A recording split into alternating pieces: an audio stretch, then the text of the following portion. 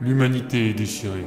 Alors que l'Exode, composé de plusieurs millions de personnes, vogue au travers de la mystérieuse déchirure du temps et de l'espace que l'on nomme la passe de Magellan, sur Materwan, la planète d'origine, une lutte de pouvoir féroce oppose le contre-amiral Pophéus à Monsieur R pour le poste de chancelier suprême, sur fond de guerre entre les services de sécurité et l'organisation terroriste connue sous le nom des mutualistes. Sur le transporteur numéro 3 de Momumba Arlington, Phil, Adenor, Fabio ont vécu une rencontre au-delà des dimensions avec des êtres qui fournissent leur pouvoir au manteau. Mais ils ne sont guère rassurés, ceux-ci semblant plus menaçants qu'attentionnés. Revenus loin de la passe de Magellan, ils sont alors confrontés au grand empire céleste de Ragenwald. Pendant ce temps, sur le convoi numéro 1, la princesse Azala, le commandant Benkana, le colonel Sterling Price et J.F. Hill approchent de la sortie de la passe après un voyage de plusieurs semaines.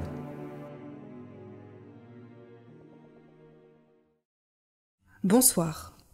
Suite aux dramatiques événements arrivés lors de la sortie de la passe de Magellan, la rédaction et moi-même avons décidé de retarder la diffusion de ce documentaire. Alors que le second convoi nous a maintenant rejoints, il nous a semblé judicieux d'en terminer le montage et de vous le proposer. Les rushs ayant par miracle pu être conservés par nos équipes, voici donc, dans une bien malheureuse exclusivité, ce qui est devenu l'ultime message de liberté et d'espoir de feu le colonel John Fitzgerald Hill. Red Universe. Chapitre 18.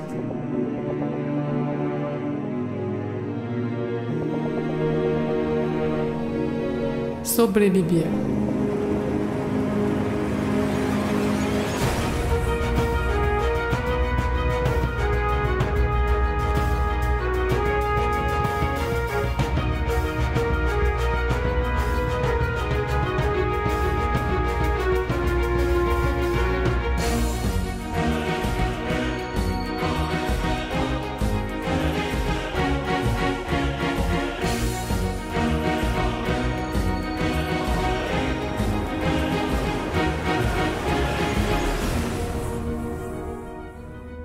Premier épisode.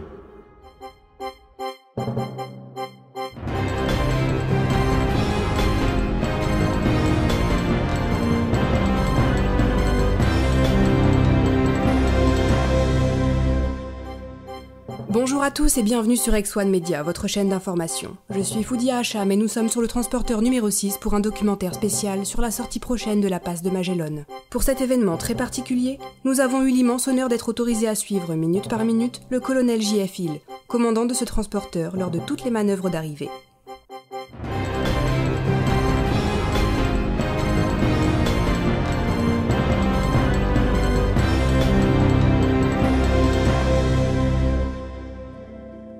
Suite aux récents événements, les laboratoires B1 ont mis au point une nouvelle clarté de la passe, à appliquer sur le corps réduisant au maximum les hallucinations. Clarté de la passe disponible dans toutes les pharmacies.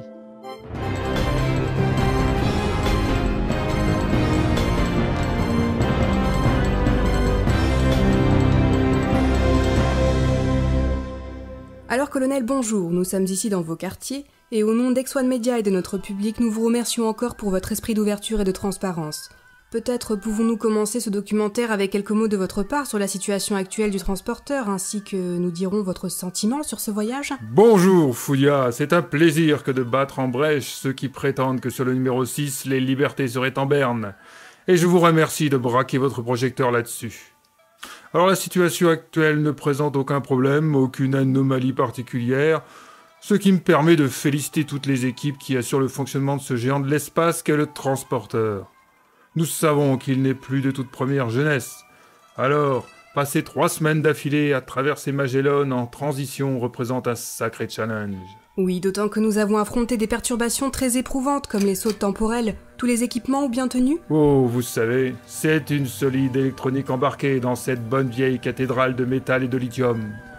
J'ai connu autrefois la passe dans des conditions bien plus rudes. Cette fois-ci, ce n'était qu'un voyage agrémenté tout au plus. Vous avez déjà traversé la passe, mais c'est une information, nous l'ignorions. De quelles conditions autrement plus difficiles s'agissait-il ? Disons que mon vaisseau était endommagé, ce qui a rendu la traversée particulièrement éprouvante. Mon arrivée sur Pin-Up, le petit nom de la station Pignata El Grande, fut assez rocambolesque. Mais c'est passionnant cela, vous veniez de l'autre côté de la passe. Je pensais qu'il n'y avait que des marchands contrebandiers, quelques rares vaisseaux d'exploration et des pirates là-bas.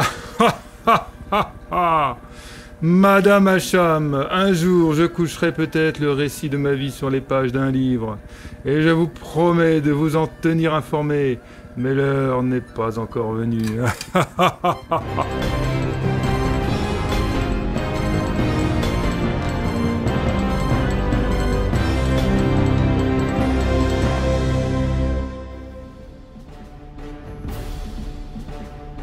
X1 Movie présente Panique violente.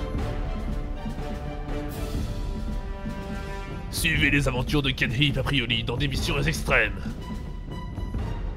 Vous allez trembler d'adrénaline.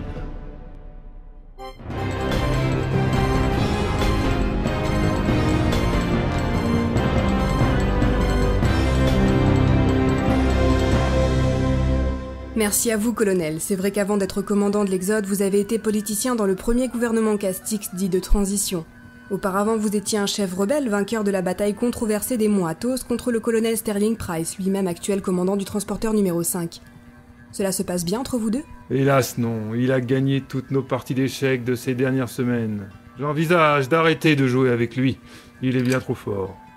Pourtant, c'est véritablement un homme cultivé, droit et foncièrement bon que j'apprécie. Dommage qu'il soit un tel stratège, c'est frustrant. On peut donc conclure que vous vous entendez bien. Mais nous avons eu beau chercher dans les données à disposition, nous ne trouvons pas de traces de vous avant les prémices de la Révolution. Vous étiez alors déjà à la pointe de la contestation intellectuelle et votre nom était associé à de grands auteurs célèbres de l'époque. Que faut-il en conclure et pouvez-vous nous apporter des précisions sur cette période ? Un jour, cher Foudia, un jour, je vous le promets. Mais je peux tout de même vous avouer un petit secret. Ma longue vie m'a appris 3 choses importantes. D'abord, il faut toujours être prévoyant. On m'a par exemple installé à proximité un accès à certaines commandes directes du transporteur, ce qui autorise en cas d'urgence des réactions très rapides. Des rumeurs parlent en effet de votre canne qui aurait été améliorée, est-ce le cas ? Et qu'est-ce que vous anticipez de si grave ? Vous vous doutez bien que je ne commente pas les rumeurs. Quant à la raison, c'est que justement on ne sait jamais. La seconde leçon de vie, c'est... comment dire... Peut-être qu'une citation d'un ancien poème serait plus claire. Toi qui aimes, découvre la vie. Toi qui ressens, découvre ta raison d'être. Toi qui comprends, découvre l'amour. Je ne sais malheureusement plus d'où il provient, j'en suis sincèrement navré. Mais je le connais, il a été écrit par un conseiller de Magnam I peu après la création de la royauté en l'an 83 si ma mémoire est bonne. Le roi l'utilisa dans un discours pour aider la population à croire en l'avenir proche et à procréer. Votre goût pour la littérature ancienne est également connu. Voulez-vous dire par là que l'amour est votre seconde leçon de vie ? Cher Foudia, vous me ravissez. J'en tiens enfin l'origine. Oui, l'amour, mais l'amour comme moteur de l'espoir. Nous humains, nous les humains, demandons de l'amour pour donner un sens à nos existences, et de l'espoir pour construire le futur. Et c'est cela, ma 3e leçon de vie, ne jamais désespérer. Et si nous n'avons plus d'espoir, alors tentez au moins d'en transmettre à d'autres qui poursuivront la destinée du groupe. N'est-ce pas ce que nous reprochions à l'actuel gouvernement Castix et qui a conduit au schisme de l'Exode ? Parfaitement. La voie choisie par les hautes instances n'était plus compatible avec cet idéal de vie. Antares 4 représente un nouvel espoir pour tous les exodés, et malgré de réels remords, nous sommes partis à l'aventure, préférant, redoutant parfois, la mort à la soumission et à l'extinction.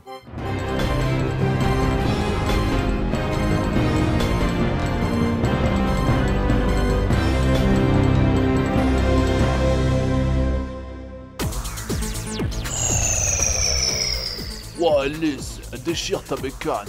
Et ouais, en plus je l'ai eu à moitié prix, grâce aux réductions Nomotos. Nomotos, toujours une occasion à découvrir.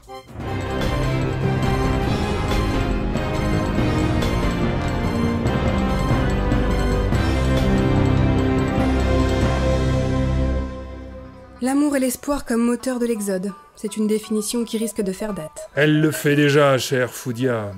Bien. D'ici 2 heures environ, nous sortirons de la passe. Je vous propose de nous rendre au centre de commandement où mes officiers m'attendent pour superviser les derniers préparatifs. Peut-être un petit survol de ce qui nous attend à l'arrivée ? Nous sortirons de transition un peu plus loin que la passe elle-même, à un endroit assez sûr et hors de l'attraction de la faille dimensionnelle.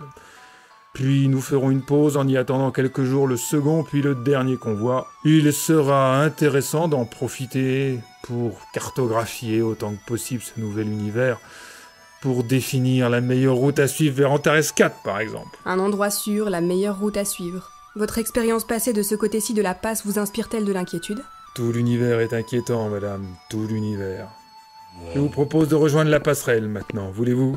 Avec plaisir, colonel, et d'ores et déjà merci pour cet entretien. À présent, une pause de nos annonceurs et nous revenons dans quelques instants. A tout de suite sur X1 Media.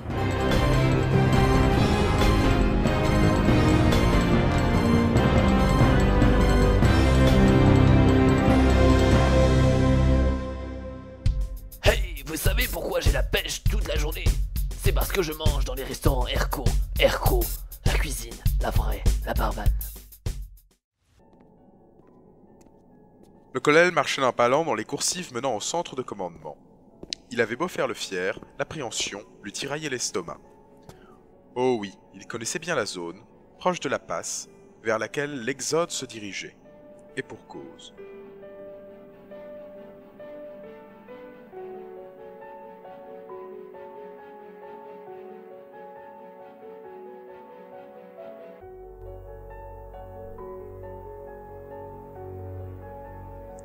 C'était dans une autre vie, avant la Révolution, avant John Fitzgerald Hill lui-même, ce nom, composé de ceux de plusieurs penseurs célèbres.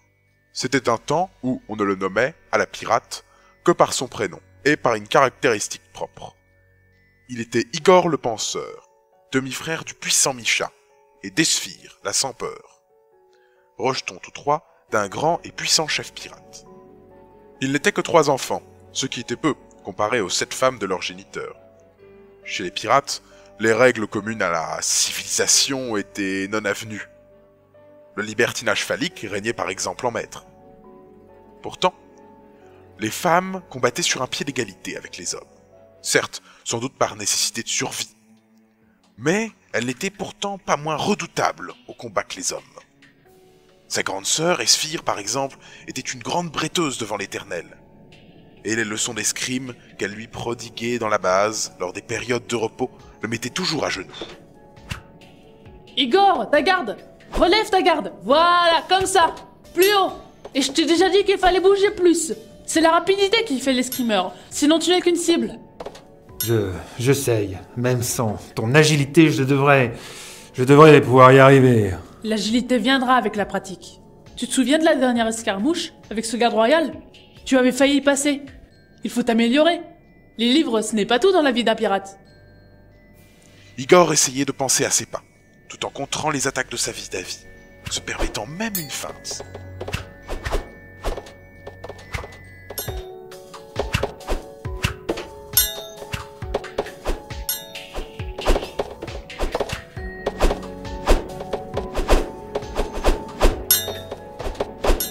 Mais la jeune femme maîtrisait l'épée, avec la grâce et l'agilité de celles et ceux rompus au combat. Rien ne pouvait vraiment la surprendre, et son frère faisait face à un mur d'acier. Elle n'avait que 4 petites années de plus que lui, mais elle collectionnait les amants et multipliait les batailles prestigieuses. Aux côtés de leur père et de Misha, une belle mèche blonde zébrait sa chevelure courte. Le fin collier d'or qu'elle portait autour du cou était son unique bijou.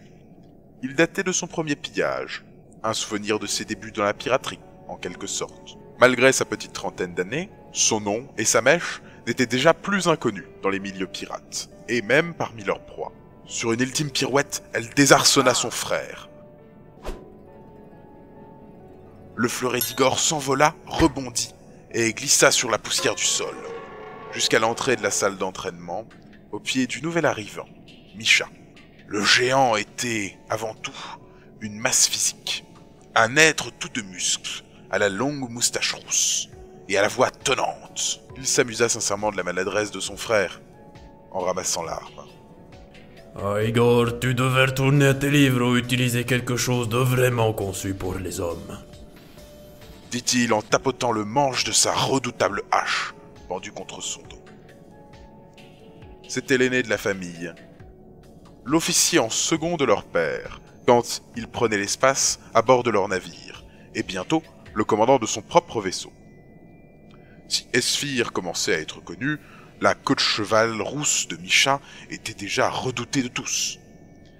Il se montrait sans pitié avec les équipages capturés, et sans aucune compassion avec les faibles ou ceux qui manquaient de courage sous ses ordres. Pourtant, malgré cette aura de violence, l'aîné aimait sincèrement sa famille. Bon enfant et protecteur, malheur à celui qui leur cherchait des noises. Igor le lui rendait bien, préférant souvent être à ses côtés lors des batailles, son frère lui assurant une protection quasi parfaite. Car il était vrai que les livres passionnaient plus le jeune homme que les armes. Certes, il se savait pirate et destiné à vivre au milieu de la fureur des abordages et des pillages.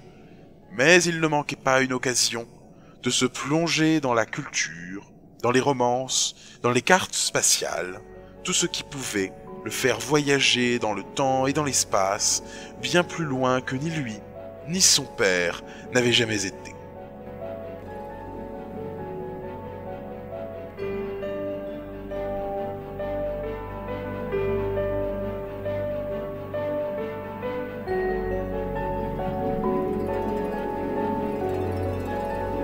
Sa prédilection pour les poèmes anciens était la seule compétence qu'on lui reconnaissait, en plus de la parenté de sa glorieuse famille. Mais c'était un fait paternel, pas une compétence. Alors il s'entraînait, voulait participer aux batailles, aussi rudes soient-elles, cherchant, en faisant montre d'un courage sans faille et d'une analyse toujours plus fine, à combler ses lacunes de combattant. Malheureusement, cela semblait plus émouvoir les autres que réellement les impressionner. Misha s'approcha et lui rendit son arme. Sur une bonne claque dans le dos qui fit tousser le jeune homme, il ajouta « Si tu veux un conseil, Igor, lis les cartes et continue à apprendre. On a des guerriers, mais des stratèges, ça c'est plus rare. » Et sans préambule, il enlaça sa sœur par la taille, lui embrassant le cou. Évidemment, je ne parlais pas pour nous, n'est-ce pas, Ashtuka? Mais je n'en avais jamais douté, mon cher frère. Allez, enlève ta main de moi avant que je te les coupe. Ce serait dommage pour toutes ces filles de bar que tu trousses dans tes soirées de peuverie, non? Ashtuka, ce ne sont pas mes mains qu'elle cherche. Ah, y a que toi qui es insensible. Demanda-t-il en la lâchant. Igor avait déjà remarqué le manège auquel les deux se livraient, certes. Il n'était que demi-parent, mais tout de même, le pirate géant en faisait un peu trop, comme s'il lui faisait la cour, maladroitement et en permanence. Pourtant, comme le signalait Esphir, ce n'étaient pas les conquêtes qui lui manquaient. Sa virilité et son endurance étaient elles aussi légendaires, et les femmes accouraient dès qu'il se présentait quelque part. Comble de la honte, il en avait même prêté une à Igor pour son dépucelage, lors d'une soirée de retour de campagne. Les livres n'attisaient pas les fantasmes féminins, semble-t-il. Mais parce que j'aurais l'impression de toucher père, espèce de grand nigo! L'autre partit dans un dernier grand rire et se dirigea vers la sortie. Juste avant de franchir la porte, il ajouta « Et n'oubliez pas de régler vos réveils. Demain, nous partirons tôt. Un convoi transportant les richesses d'un vieux marchand passera à portée. Bonne nuit, Igor. Bonne nuit, Ashtuka. » Ashtuka, un diminutif de guerre inventé par le géant pour leur demi-sœur. En réalité, une divinité païenne oubliée. Esphir restait à l'observer, alors qu'il disparaissait dans l'ombre des coursives, le regard indéchiffrable.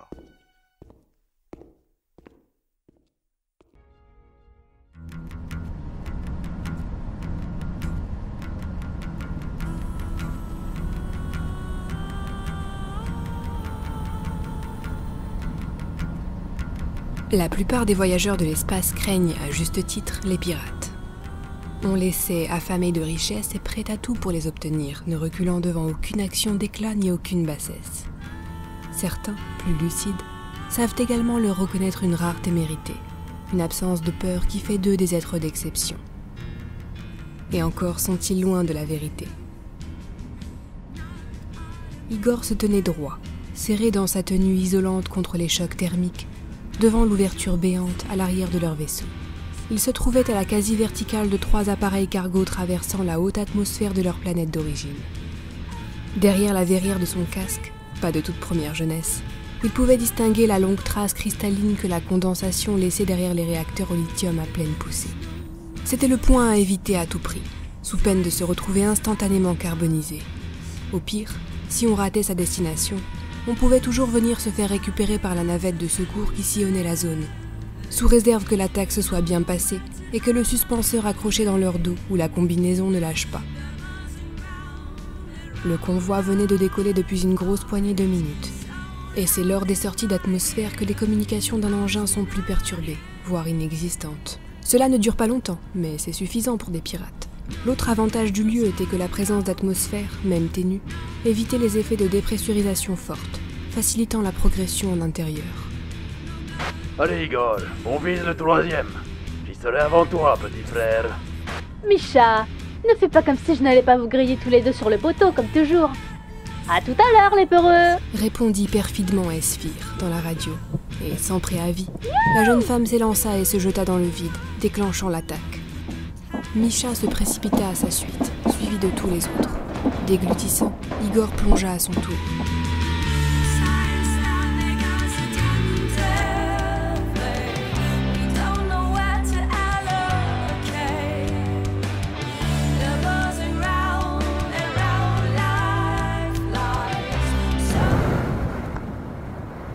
À cette altitude, si le frottement de l'air est négligeable pour de petites surfaces comme celle d'un humain, la gravité céleste, elle, ne l'est pas. La chute est rapide, directe, sévère. Seuls les petits compresseurs à air des sustenseurs donnent un simulacre de contrôle à la chute. Tout le groupe, composé d'une trentaine de boucaniers, fondait sur le dernier cargo. Il était la proie. Concentré sur sa descente, Igor nota pourtant les premiers petits flashs blancs, concentrés vers l'arrière de la zone d'atterrissage. Si ce mot avait un sens pour une chute à cette vitesse. L'antimatière est une substance strictement interdite dans tout l'univers connu, et de tout temps, les rois de Materwan en avaient régulé la production et la dissémination.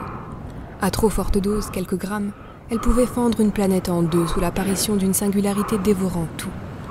Pourtant, elle était couramment utilisée dans tous les cas précis d'actes de piraterie. Choc. Rebond. Choc à nouveau. Les puissants électroaimants tinrent bon. Igor se trouvait un peu à l'écart, mais il était à destination et en un seul morceau, c'était le principal. Il sortit immédiatement l'araignée, le surnom des ogives particulières aux pirates. Une fois posée, elle dépliait ses pattes et s'éloignait à distance respectable des porteurs de balises de reconnaissance. Puis elle mettait en contact son millionième de gramme d'antimatière avec la coque du vaisseau. D'où les flashs blancs que l'on apercevait de loin. Pénétrant la coque au travers de la paroi parfaitement découpée, Igor s'efforça de ne pas se souvenir des histoires de mauvais dosage d'antimatière dans les araignées et de leurs résultats apocalyptiques.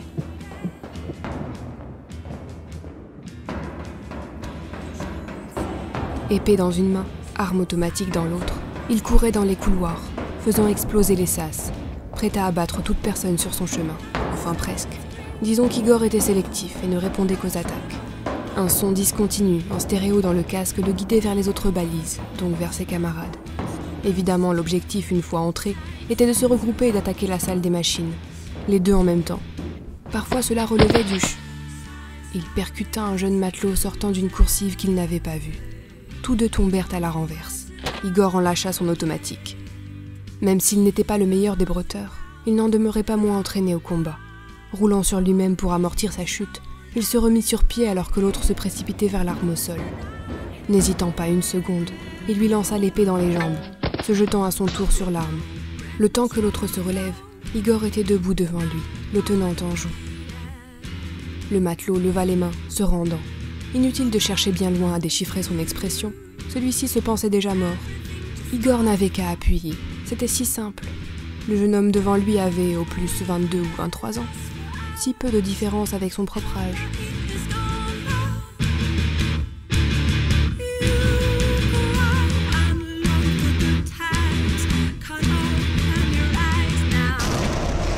L'écho d'une explosion leur arriva aux oreilles.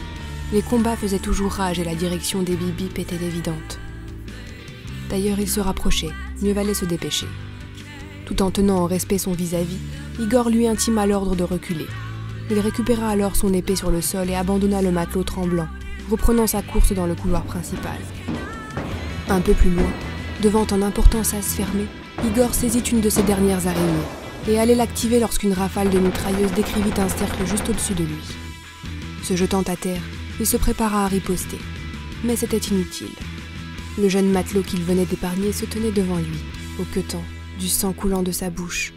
Les yeux écarquillés, il serrait encore son arme fumante, mais ne touchait plus le sol, tenu en l'air par la pointe de la hache de Misha. Tandis que le garçon expirait, le demi-frère d'Igor ne cacha pas sa désapprobation.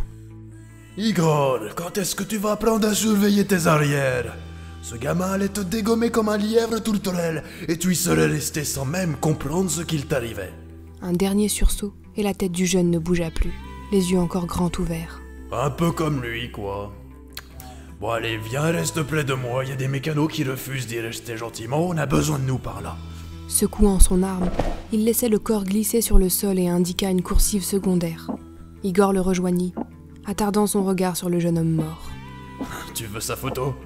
Viens plutôt voir Esphir. Elle est en pleine forme aujourd'hui et ferraille comme une diablesse, plus belle que jamais. » Misha, merci. C'est rien, mais par l'enfer, fais attention, d'accord? Et ils s'élancèrent vers les bruits de la bataille.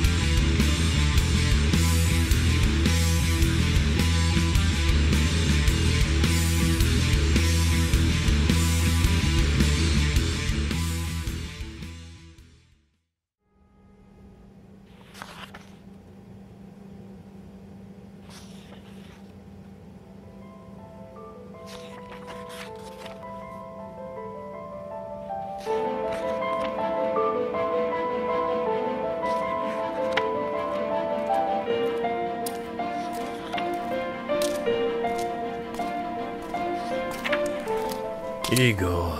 Sur l'astéroïde aménagé en base pirate, l'espace était un luxe. Certes, tout y était plus vaste comparé aux coursifs des vaisseaux d'attaque, mais le labyrinthe de caissons pressurisés n'était pas comparable à ce que l'on pouvait trouver sur une colonie, voire sur la fameuse Materwan, origine de l'humanité et du pouvoir royal. Fort de sa filiation prestigieuse, Igor avait réussi à aménager une sorte de débarras de quelques mètres carrés en bibliothèque personnelle.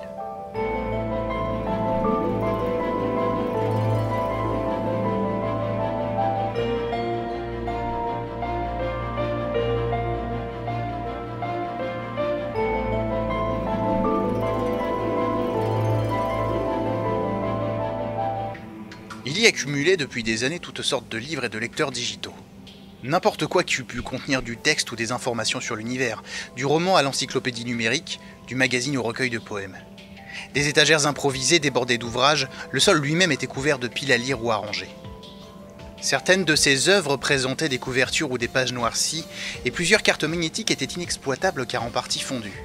Qu'importait à leur nouveau propriétaire, un jour peut-être, il arriverait à en tirer quelques informations, quelques vers.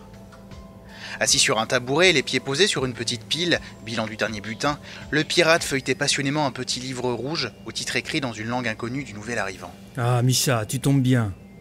Connais-tu ce petit ouvrage? C'est un recueil de réflexions d'un souriant dissident sur ce que devrait être une société plus juste et égalitaire.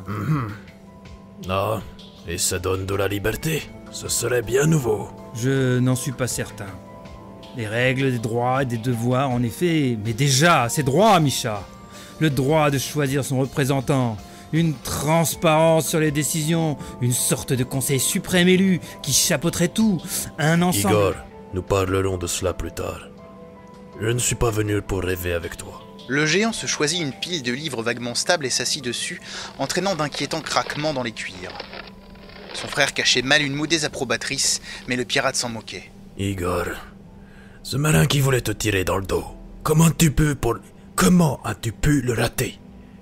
Ce petit jeune était inexpérimenté et j'ai du mal à croire qu'il ait pu te berner même dans le feu de l'action. Cela peut arriver, tu le sais bien. Misha soupira, fixant la pointe de ses chaussures.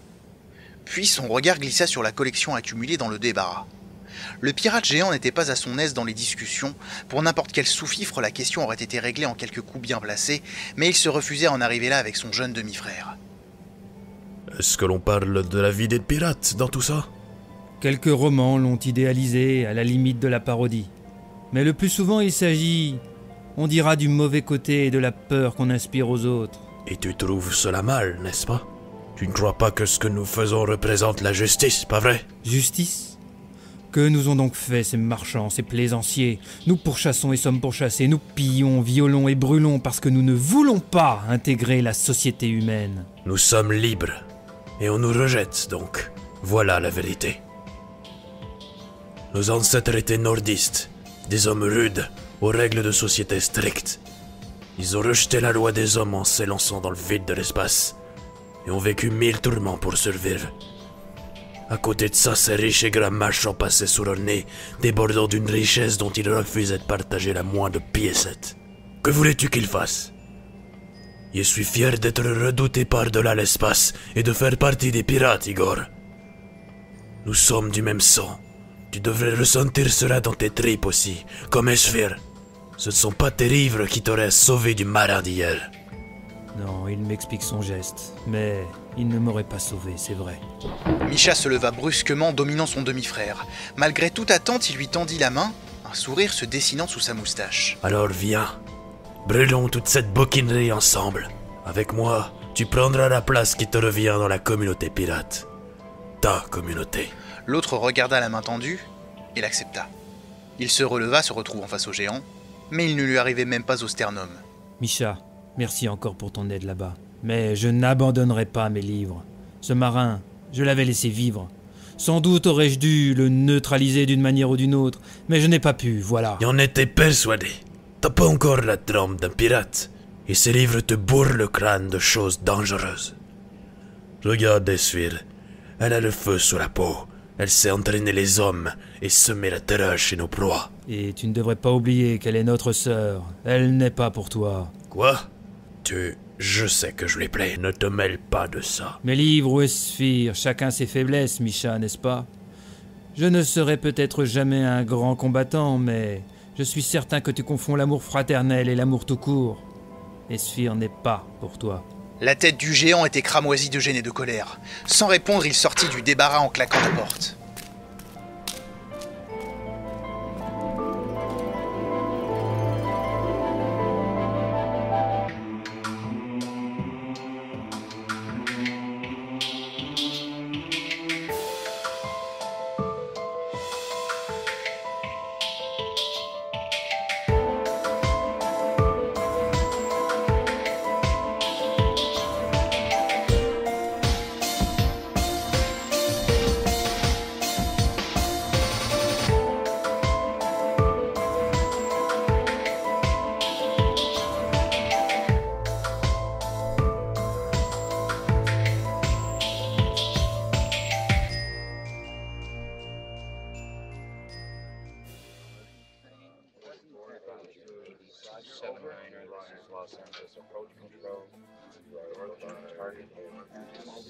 Colonel J.F. Hill. La caméra a été braquée sur lui, épiant ses moindres faits et gestes. Tout va bien, Madame Ashram, rien que de très commun. Le commandant du transporteur se saisit du rapport tendu par un des officiers du pont. Tout était en ordre et les paramètres étaient optimum. Sur les écrans du centre de commandement, des diagrammes et des schémas modélisaient la sortie de la passe de Magellan et les opérateurs redoublaient d'activité. On allait arriver à destination dans peu de temps. Colonel, pouvez-vous expliquer rapidement à nos spectateurs candides en matière de transport spatial les grandes lignes de fonctionnement d'un poste de commandement comme celui-ci ? Sous le projecteur de la caméra d'X1 Media, J.F. Hill s'assit simplement dans son fauteuil et croisa les doigts, cherchant par où commencer.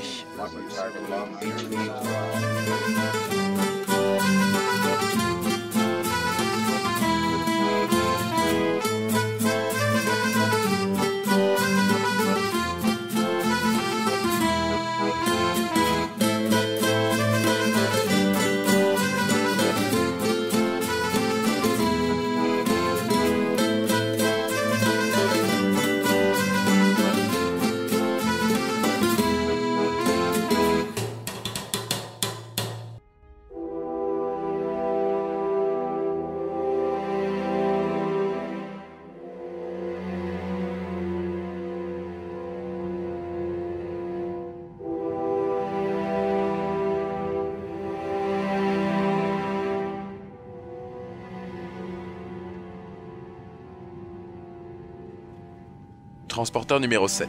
Chambre du commandant Benkana et de sa compagne, l'ancienne princesse Azala. L'attitude me semble... Je déteste utiliser ce mot, mais c'est justifié. Suspect. Broto est suspect. Je veux bien te croire, mais se balader partout ou s'intéresser à la structure du vaisseau n'est pas anormal. Cela fait 3 semaines que nous naviguons, à chacun sa manière de passer le temps. Les deux femmes étaient enlacées dans le lit, profitant de ces moments d'entre-deux, le soir, alors que le désir était repu, mais les songes encore loin. La couverture repoussée à la moitié de la couche, elles profitaient, toutes deux, d'un moment de calme, en cette fin de journée, pour se laisser aller à partager leurs pensées profondes. Et depuis quelque temps déjà, pour la princesse Azala, le marchand Broto et son fils adoptif Ismen ne menaient pas l'existence de passagers ordinaires.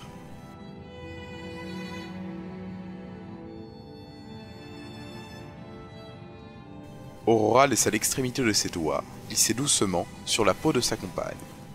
Elle connaissait les vertus de ce geste sur elle, et les premiers effets ne tardèrent pas. Le souffle d'Azala se fit plus profond, ses mains se firent plus pressantes, tandis qu'elle accentuait la cambrure de son corps.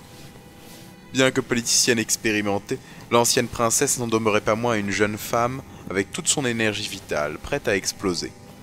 Tendrement, Benkana lui prit les lèvres, tandis qu'une main savante s'aventurait vers le pubis de sa partenaire.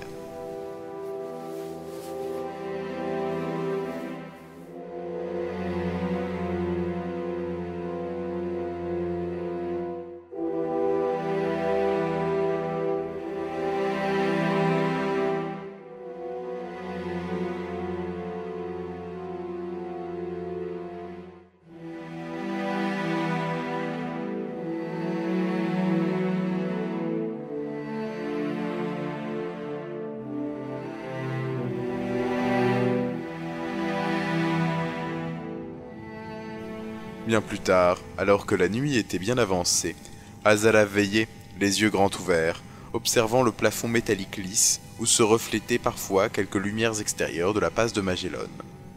À ses côtés, Aurora dormait du sommeil détendu d'un commandant bientôt arrivé, à la fin d'une dure traversée.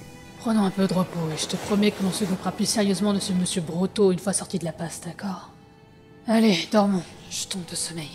Lui avait-elle chuchoté, avant de sombrer dans le monde des rêves. La princesse n'était malheureusement pas convaincue. Son intuition lui hurlait que toute cette histoire sentait le soufre. Le marchand Broto et son fils, avec lequel il semblait d'ailleurs entretenir une relation plus que trouble, traversaient le transporteur de fond en comble depuis plus de 2 semaines. Rapidement, elle avait demandé à Melba de suivre le vieil homme et de lui rapporter ses moindres faits et gestes. Et ils étaient nombreux, le duo ne tenant pas en place et demeurant inséparables. Il s'était intéressé aux compresseurs dimensionnels, au schéma électrique de plusieurs étages, avait passé quelques soirées avec des soldats en permission, à boire. Et ils avaient même participé à 2 visites hebdomadaires du centre de commandement du transporteur. Melba elle-même reconnaissait un but caché derrière tout cela.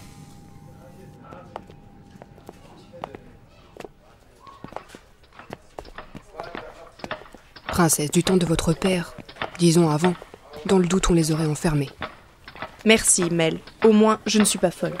Mais que pourrait-on faire pour les amener à se trahir? Il suffit peut-être d'attendre maintenant la surveillance sans attirer l'attention et nous verrons bien. Ils sont très prudents. Ce n'est pas certain que cela suffise. Une autre suggestion?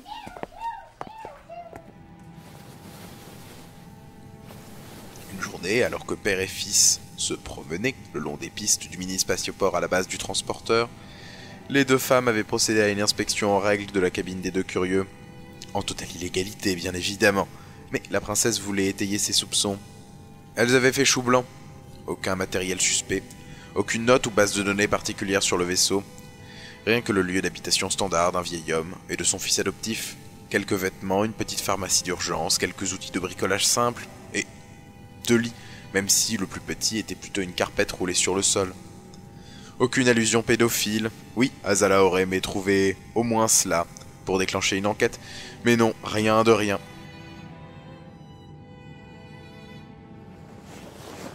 Elle se tourna, levant son corps contre le dos de sa compagne. Le nez enfoui dans sa chevelure, elle respirait l'odeur de musc dégagée par la tignasse rarement dénouée d'Aurora.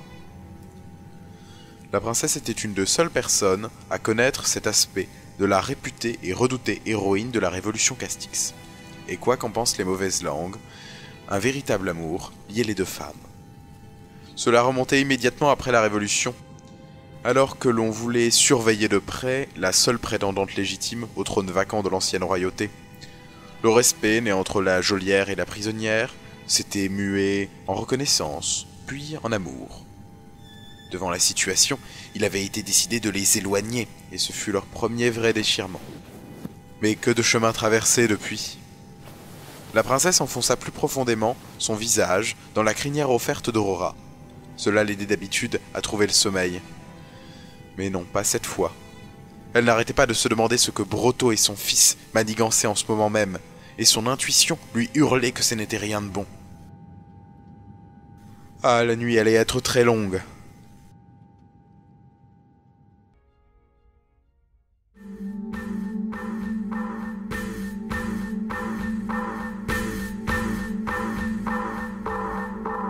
Entrez. Le colonel Sterling Price, commandant du transporteur numéro 5, survolait quelques rapports de routine sans grand intérêt, lorsque l'on toqua à sa porte. Tous savaient qu'à bord de son vaisseau, il mettait un point d'honneur à répondre aux demandes de tout exodé, du moins celles à sa portée, et c'était le secrétaire dans l'antichambre qui faisait le tri. Globalement, tout s'était plutôt bien déroulé dans la passe de Magellan, sinon quelques désagréables fantômes du passé ou du futur qui jouaient à effrayer les voyageurs. On venait de loin pourtant, les événements intercommunautaires s'étant déroulés quelques mois auparavant, et ayant vu l'affrontement des Bruns et des Barbanes dans la cité intérieure, avait été suivi d'un calme et d'une retenue de tous, exemplaire. Un vrai modèle de paix, sans doute pas étranger à la résolution de ce que l'on avait appelé la révolution au chewing-gum, où plusieurs milliers de manifestants, particulièrement agressifs, s'étaient vus englués dans la mousse rose prévue contre les incendies. On avait mis plusieurs heures à les sortir les uns après les autres, et les chefs de communauté en avaient profité pour reprendre le contrôle de la situation et ramener tout le monde sagement à la maison.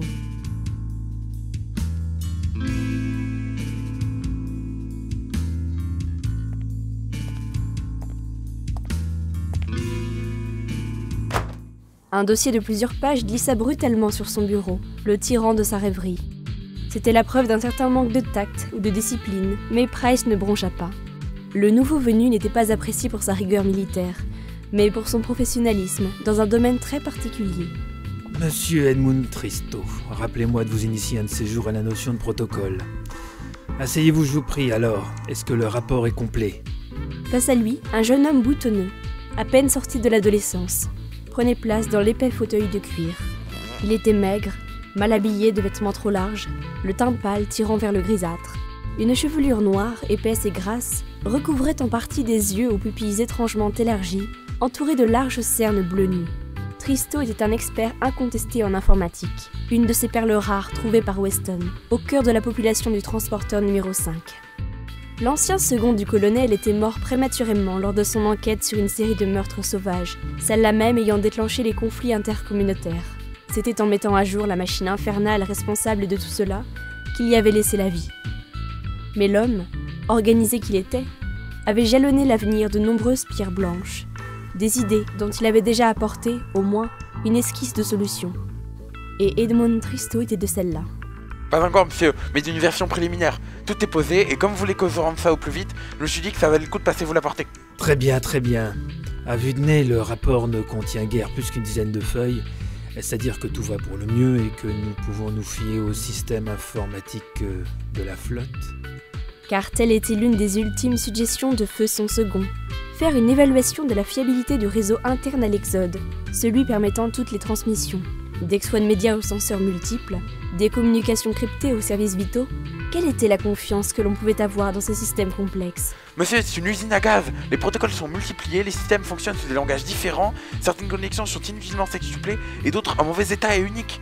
Je vois. Non, vous ne voyez pas? Toute la sécurité est inexistante, elle est même impossible à assurer efficacement. J'ai réussi à accéder au senseur interne du compresseur dimensionnel en me connectant à une simple prise de télévision. Une prise de télévision? Oui, monsieur, j'ai même croisé des hackers qui furetaient en même temps que moi dans les bases de données de la milice. Ils ont pu effacer les noms, j'en suis certain. J'aurais collé un petit virus alpha à ma fabrication, ça devrait les calmer pour un moment, mais quand même, quoi. On vit sur un rafio percé de partout, monsieur, et on s'en rend même pas compte.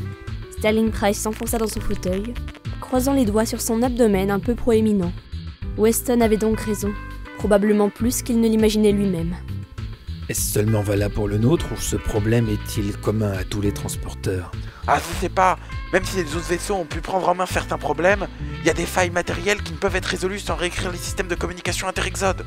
Donc tant qu'on peut parler à un autre vaisseau par le système actuel, c'est que lui aussi, ce n'est qu'un morceau de grue mentale. On ne pouvait être plus clair. Price esquissa un début de sourire devant l'analogie à ce fromage réputé pour son odeur et ses multiples trous. Les informaticiens plaçaient des images là où il n'y avait que du code indigeste, une trace immuable de leur humanité en fin de compte. Parfait, monsieur Tristo. Offrez une annexe à ce pré-rapport et je le présenterai moi-même au conseil des commandants qui se tiendra après notre sortie de la passe. Si on ne peut pas remplir un océan d'un coup, alors dirigeons déjà les premiers fleuves. Chaque rivière, ensuite, aura son moment. Ne faites pas cette tête, il faudra juste vous organiser et je compte sur vous. Comme l'autre restait impassible, le colonel n'insista pas, comprenant que son interlocuteur n'avait pas saisi l'allusion. C'était un peu frustrant de sentir combien la différence d'âge et surtout de domaine pouvait gêner la communication. Remplissons le grue mental, Edmund, en commençant par les gros trous. Votre boulot est génial. Tristo se leva, souriant. Le message était passé cette fois. Pour le coup, l'expression du jeune homme démentait bien son nom de famille.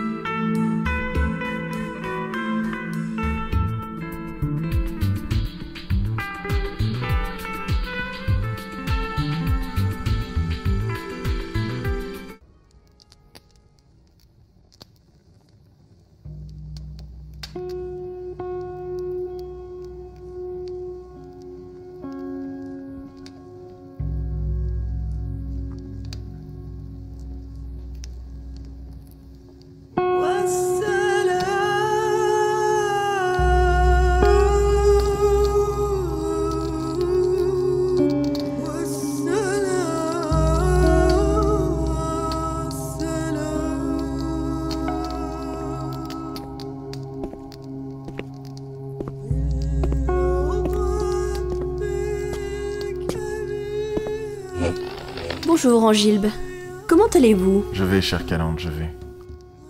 C'est déjà beaucoup, merci à vous. Le contre-amiral ferma la porte derrière lui et s'installa dans le fauteuil de cuir, face à sa psychologue. Ce rituel devenait naturel à force de séances et les doutes et appréhensions des débuts. La suspicion même dont il faisait preuve envers la jeune femme s'était évanouie, laissant place progressivement à un réel attachement. Aussi incroyable que cela paraisse, Pophéus appréciait ses rendez-vous et encore plus cette petite femme brune, aux cheveux courts et au tailleur strict et impeccable. Calante buvait consciencieusement son thé au jasmin, un autre élément du rituel, avec la petite cuillère et le morceau de sucre unique. Elle reposa la tasse sur la table, les yeux à moitié clos, profitant de quelques secondes de répit. Puis de grands yeux à la profondeur infinie se levèrent sur le contre-amiral. Celui-ci sentit cet agréable tressaillement tant attendu remonter le long de son épine dorsale. Alors, Angilbe, pouvons-nous reprendre là où nous en étions restés la dernière fois? Bien sûr. J'ai malheureusement eu quelques sautes de réalité, à nouveau. Cela commence d'ailleurs à s'ébruiter. Je suis obligé de faire tourner le personnel de maison plus rapidement. Dites-moi, Calande, progressons-nous? Je l'ignore, Angilbe. Je l'espère, sincèrement. Le fait de ressortir enfin vos souvenirs profonds vous oblige à faire appel à certaines parties inhabituelles de votre mémoire. Peut-être est-ce justement cela qui active vos sautes de réalité. Vous ne vous souvenez pas de notre dernière séance? Pas de la fin en tout cas. Nous parlions de Méala. Alors sachez que vous m'avez serré la main très fortement. Je me doutais que vous étiez dans une de ces phases de déconnexion, appelons-les comme cela. Pardon? Je m'excuse, je ne voulais pas... Ne vous inquiétez pas, ce n'était pas douloureux, presque touchant je dirais. Lorsque je me suis levée, vous sembliez être revenu à la normale. Apparemment, en tout cas. C'est à moi de m'excuser, je n'aurais pas dû vous laisser seul dans cet état. Si cela se reproduit, je resterai à vos côtés, le temps nécessaire. Oui, merci. Le contre-amiral se serait volontiers caché sous le fauteuil, s'il l'avait pu sans se ridiculiser. Mais jusqu'où ces déconnexions, comme on devait les appeler maintenant, allaient-elles le pousser? Ne risquait-il pas de blesser quelqu'un, de la meurtrir elle dans une de ses crises?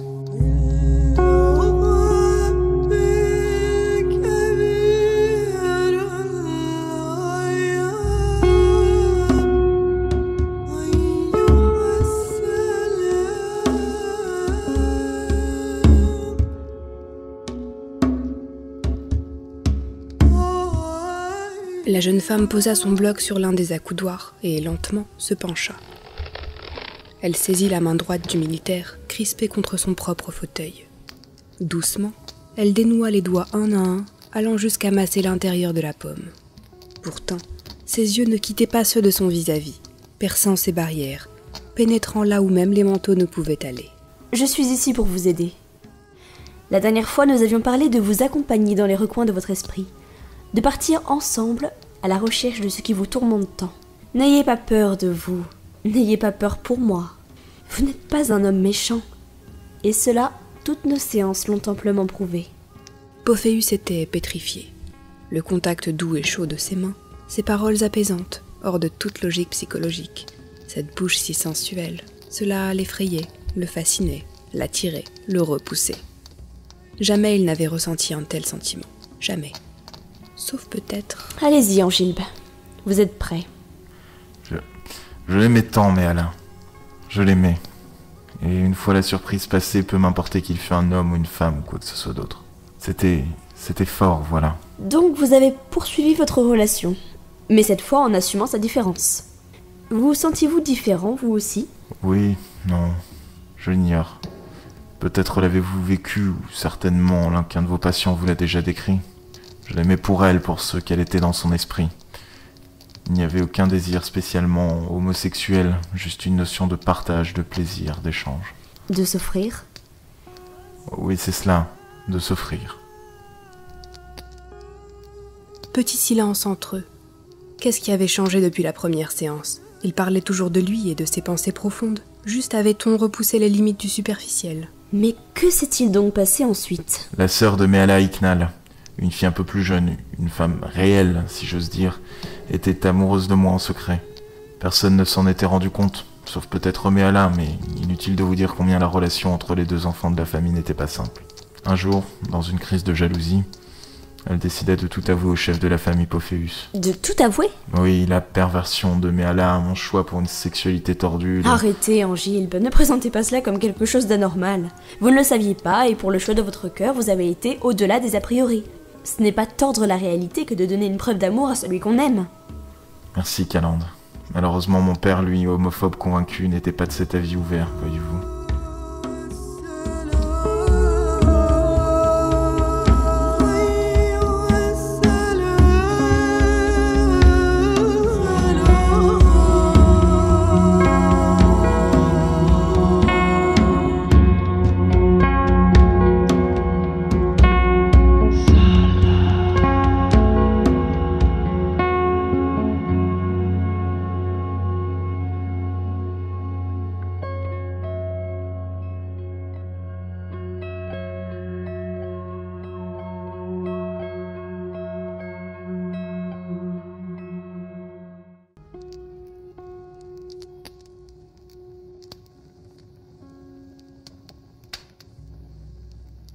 Sa réaction fut à la hauteur de ce que l'on pouvait attendre d'un gradé dans son genre.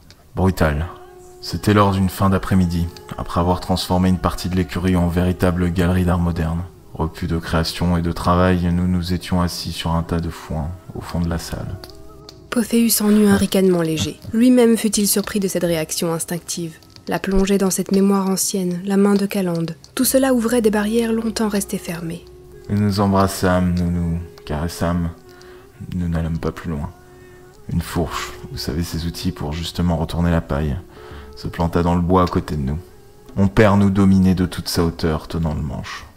Pas besoin d'explication, son expression dépeignait une fureur sans fin.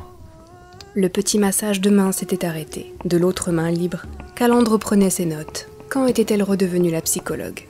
Avait-elle seulement cessé de l'être? Malgré cela, elle le tenait encore et sa main était chaude. Et lorsque le vin était tiré, il fallait le boire. Iknal se tenait à l'entrée au loin. Son expression effrayante disait long sur son regret d'avoir déclenché tout cela.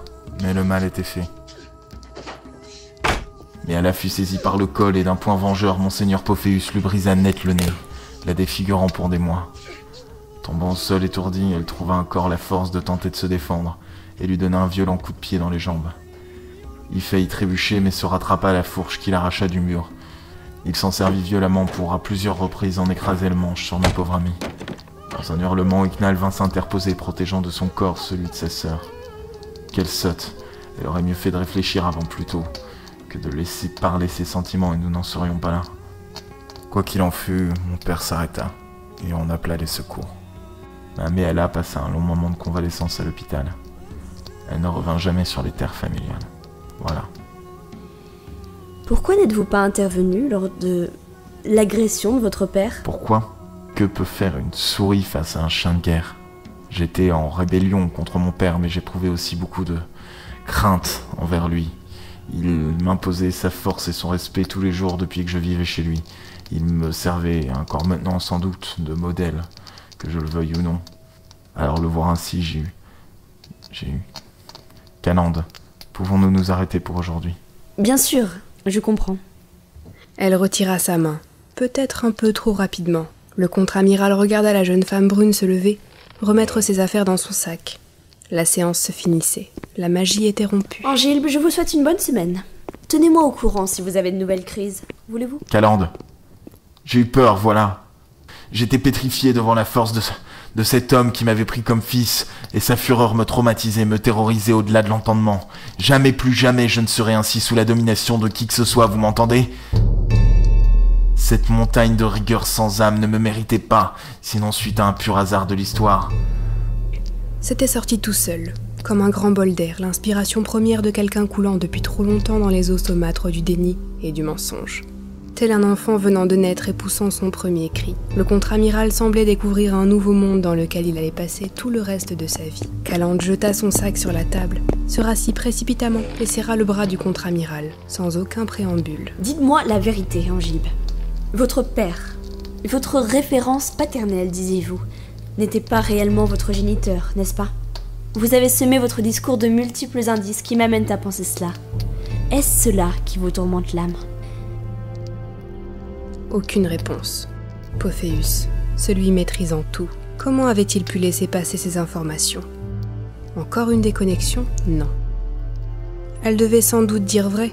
C'était une professionnelle et les allusions, les fautes et les omissions ne lui échappaient pas. Et encore, toute la vérité n'était pas sortie, heureusement, si elle savait qui était son vrai père. En effet, j'ai été adopté par les Pophéus. Il ne pouvait pas avoir d'enfant, et voilà.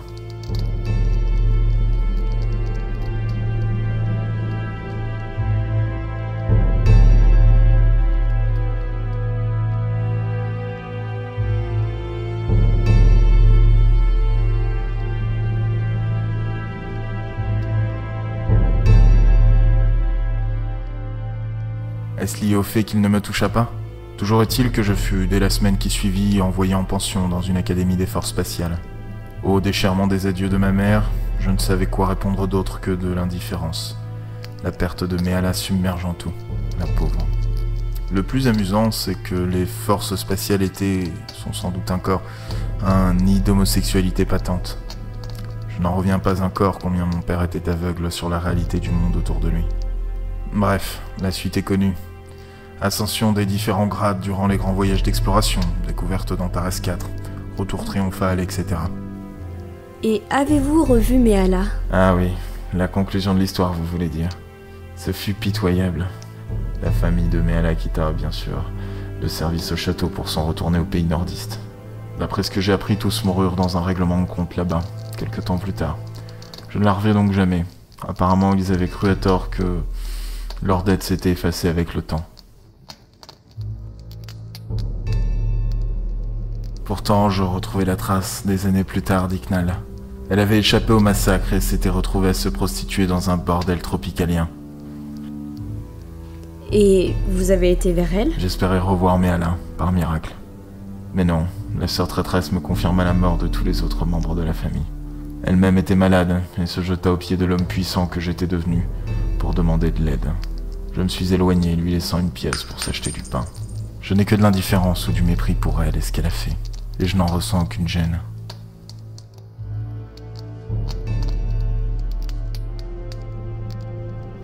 Et vos parents, quelles ont été les relations avec votre père adoptif? La roue tourne, Calande. La référence paternelle est tombée de cheval un jour de chasse, le dos brisé. Il mourut entouré des siens, enfin presque tous, car je ne lui fis pas cet honneur.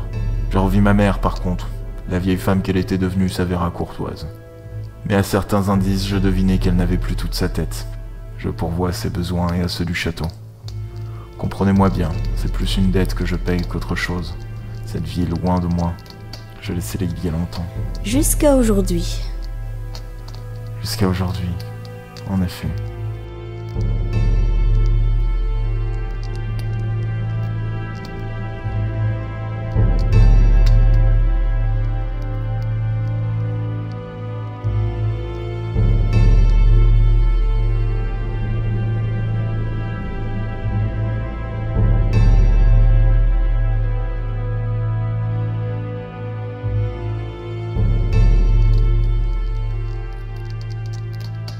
Plus tard dans la soirée, alors qu'aucune crise ne venait interrompre ce moment et que la fascinante Calandrorée était partie, le contre-amiral Pophéus se tenait toujours assis dans son fauteuil, le regard tourné vers la grande fenêtre, profitant de la chaleur des dernières braises du foyer déclinant.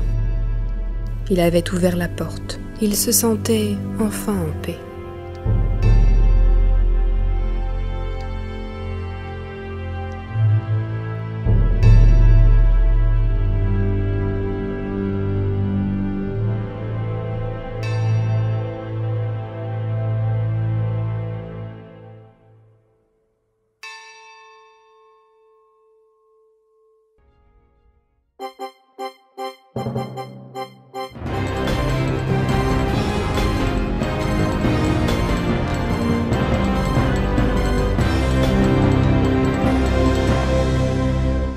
Bonjour à tous et bienvenue sur X1 Media, votre chaîne d'information. Je suis Foudia Hacham et nous sommes sur le transporteur numéro 6 pour l'émission que nous attendons tous depuis près de 3 semaines. Le premier convoi de l'Exode est enfin sorti de la passe de Magellan. Sur ce plateau, je suis accompagné de mes confrères Jack Blast pour le transporteur numéro 7 et Angelus R pour le transporteur numéro 5. Messieurs, bienvenue à l'autre bout de l'univers donc. Jack ? Bonjour Foudia et bonjour à nos multispectateurs. C'est un plaisir de vous retrouver tous, en chair et en os. Angélus, comment s'est déroulée ta traversée ? Bonjour Jack, Foudia et bien sûr nos fidèles multispectateurs. Eh bien moi, j'ai affronté un nombre impressionnant de gens et d'objets fantômes. Ce fut ma grande aventure durant 3 semaines. Je me souviens même d'un matin où j'ai mis plusieurs minutes à trouver mon vrai micro, perdu au milieu d'une foule de mirages de lui-même. Ah, toi aussi. Je vois, messieurs, que nos expériences ont été similaires. Ne perdons pas les bonnes habitudes, voici tout de suite les titres. Le convoi numéro 1 est donc enfin sorti de la passe et nous sommes en attente dans une zone proche pour nous préparer à accueillir le second convoi qui devrait arriver. Jack ? Dans 5 jours et quelques heures si tout va bien, mais je détaillerai tout cela avec vous dans un instant. Merci à toi. Second sujet, retour sur 3 semaines d'émotions, certes, mais en fin de compte, pas aussi grave que ce que l'on avait craint. Pas d'attaque de pirates, les communautés sont restées calmes. On peut presque dire que cette fois, tout s'est déroulé comme prévu, Angelus ? Tout à fait, mis à part les perturbations liées à la passe elle-même, aucun incident majeur n'a été signalé. Les matériels ont bien supporté la traversée et les exodés également. Évidemment, nous devrons attendre les 2 convois qui nous suivent pour être définitivement fixés, mais dans l'absolu, on ne voit pas ce qu'il pourrait leur être arrivé de bien pire qu'à nous. Eh oui, nous étions la tête de pont. À nous les mauvaises surprises, n'est-ce pas ? Le dernier sujet portera sur la réunion que nos commandants ont tenue en huis clos assez rapidement après la sortie de transition. Un peu comme nous en fait, et ce que nous avons pu en apprendre. Enfin, en cadeau, quelques images tirées du making-of d'un documentaire en cours de tournage sur le colonel J.F. Hill. Ce célèbre commandant du transporteur numéro 6 a accepté de partager avec X1 Media son quotidien et certains de ses souvenirs personnels. Mais avant tout cela, messieurs, qu'allons-nous retrouver ? Au hasard, je dirais une page de publicité ? Comme Jack, la pub. Rendez-vous donc juste après la pause, ne zappez pas.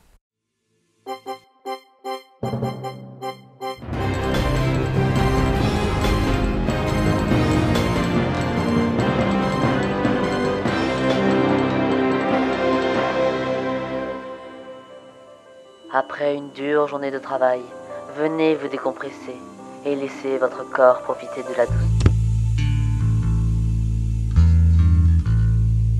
Ismène éteignit le petit écran portatif sur un signe de tête de son père. Enfermé dans un petit local, le marchand breton, Karl de son vrai nom pirate, soudait consciencieusement les coutilles de l'entrée. La bloquer ne suffirait pas, il fallait être certain que l'on ne pourrait pas les déranger avant un bon moment. D'après les dernières nouvelles officielles, il ne semblait pas avoir attiré l'attention, et tous fêtaient l'arrivée de ce côté de la passe. En une dernière étincelle, ce fut terminé. On était arrivé à 2 doigts du terme de sa mission, au moment le plus critique. Il s'y était préparé durant toutes ces longues semaines de traversée, analysant les schémas, laissant Eastman effectuer des simulations ici, décoder des signaux là, enregistrer le reste. Ce travail de longue haleine allait enfin porter ses fruits. Pas que le sien d'ailleurs. Sa fille adoptive, Choupa, avait accompli brillamment la première partie du travail, dès la première étape de l'exode sur la station Maman Lolo.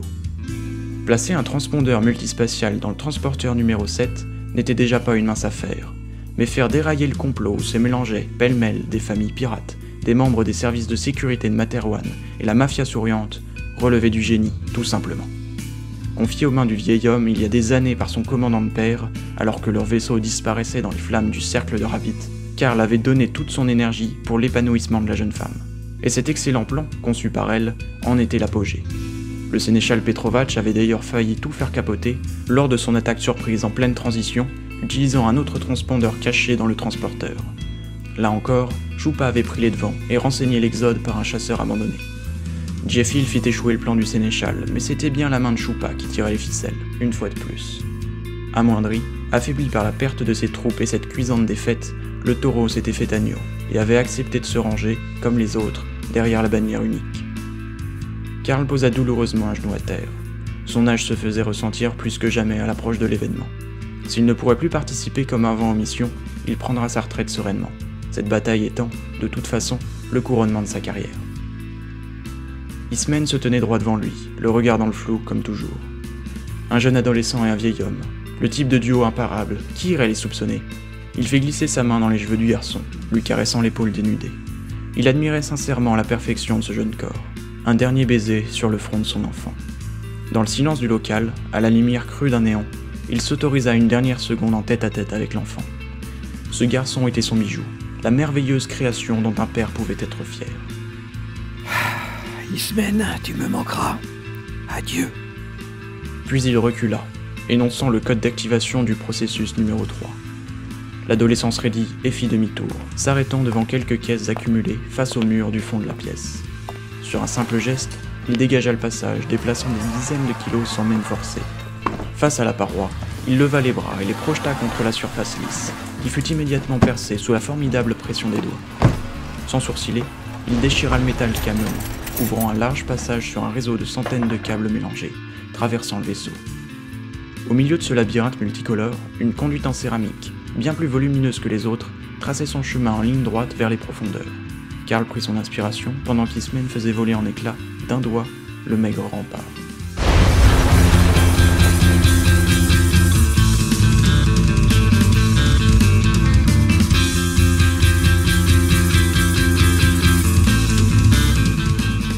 Lancement du processus numéro 2. Certification 7432. Un vrombissement monta alors du jeune adolescent. Il se mit à trembler comme pris d'une crise nerveuse. Et d'un coup sec, sa tête, ses bras et tout le haut de son corps se déchirèrent, libérant un système complexe de servomoteurs et de câbles autonomes. Du sang synthétique avait giclé un peu partout.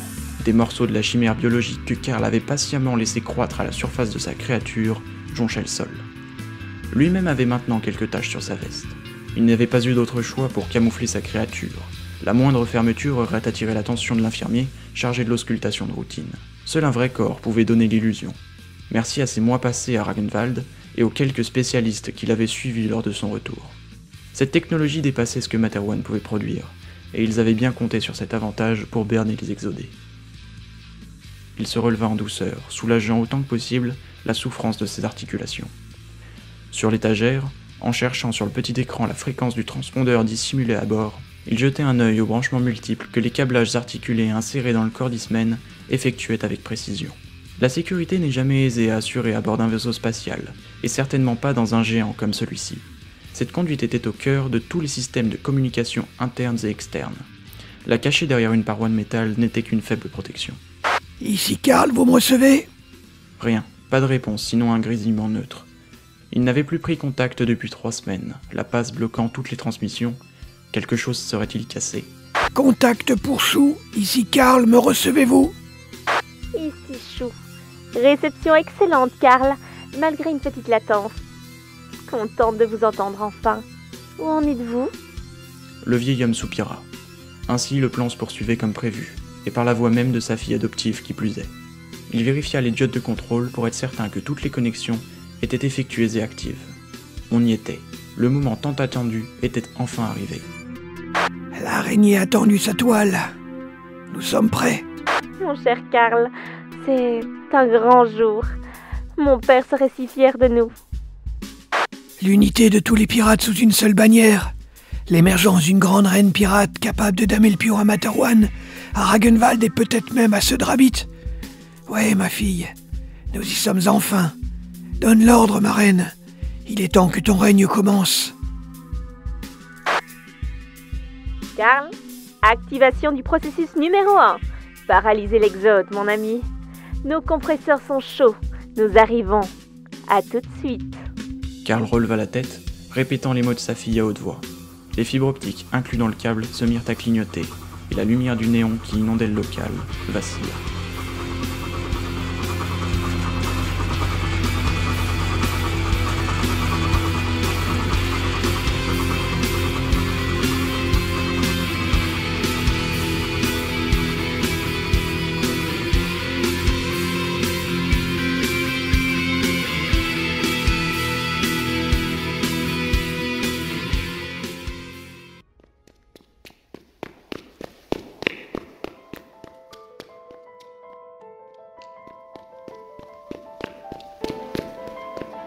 Igor courait dans le couloir sans fin, le menant à la salle d'entraînement, où il avait tant de fois croisé le fer avec sa sœur, brûlant les heures à durcir ses muscles, à affiner son mental et sa technique.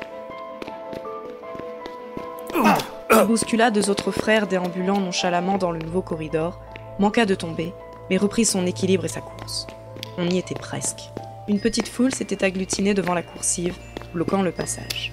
Écartez-vous, laissez-moi passer. On se poussa, lui ouvrant une voie d'accès. À l'intérieur, une autre foule, plus dense. Mais poussez-vous, je suis Igor, le frère des Sphires, laissez-moi passer. Encore une fois, on s'écarta.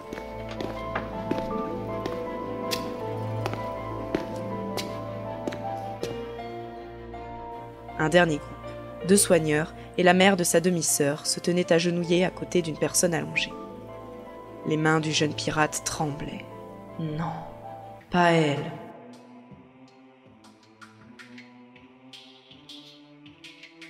On le laissa s'approcher.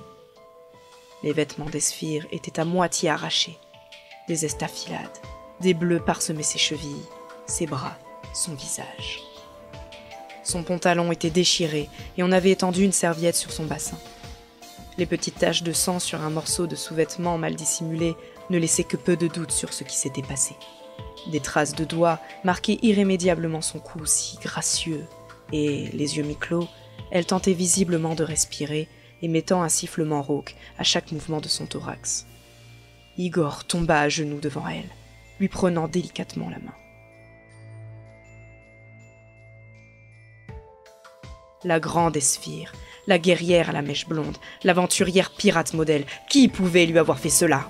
Le regard de la jeune femme monta vers le sien, difficilement. Elle ne pouvait bouger sa tête. Les soigneurs lui avaient bloqué la nuque avec une mousse spéciale, destinée à protéger ses cervicales endommagées. Une esquisse de sourire se dessina lentement sur son visage, vite interrompue par un spasme de douleur, lui obligeant à se remettre droite, face au plafond. Et que s'est-il passé? Appelez Misha, il doit être mis au courant immédiatement. La mère des Sphires se prit le visage entre les mains, étouffant un sanglot. Un des soigneurs la prit dans ses bras.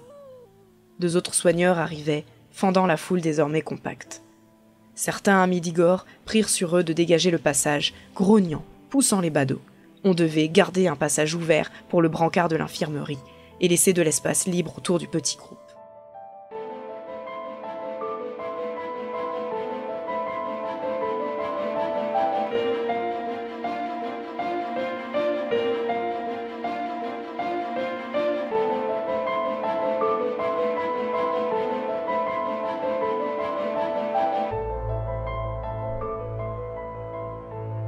Leur père étant en voyage de noces avec sa nouvelle femme, il ne reviendrait que d'ici une bonne semaine au minimum, faisant ainsi de Misha et d'Igor les seuls légataires de son autorité. Où est Misha? Quelque chose n'allait pas.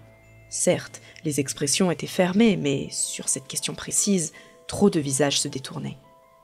On venait de violer leur sœur et son puissant frère, seul capable d'imposer par la force ce qu'il voulait n'était pas. Igor se figea. Non, non! Il saisit par le col le soigneur à ses côtés, une rage froide montant en lui. Qui a fait ça? L'autre bredouilla le nom tant redouté. Igor le lâcha immédiatement, perdu dans l'horreur.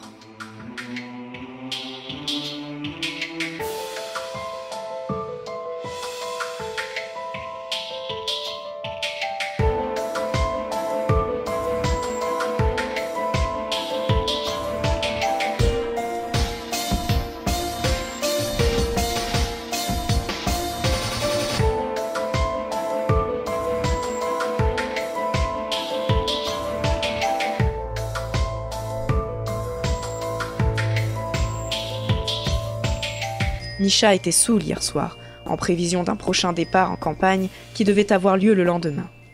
Il s'en fut retrouver Sphire et se trouva la force de lui avouer son désir pour elle. La jeune femme refusa et Misha refusa son refus. L'homme, qui était si protecteur avec les siens, le futur chef incontesté et incontestable, leva la main sur sa sœur. Dans une rage aveugle, il la brutalisa, la frappa jusqu'à la rendre plus malléable à son envie et la viola. Il alla jusqu'à vouloir camoufler son abominable forfait en tentant d'étrangler la jeune femme. Serait-il arrivé à ses fins si la mère d'Esphire n'était pas arrivée?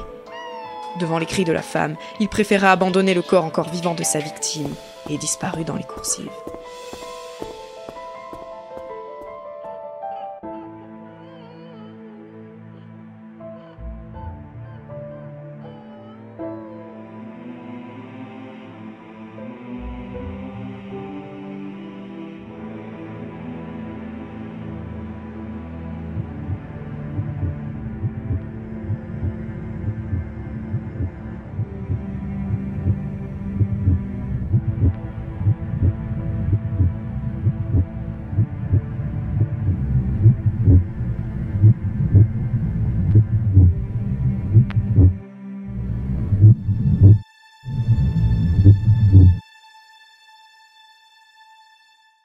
Le dernier souffle.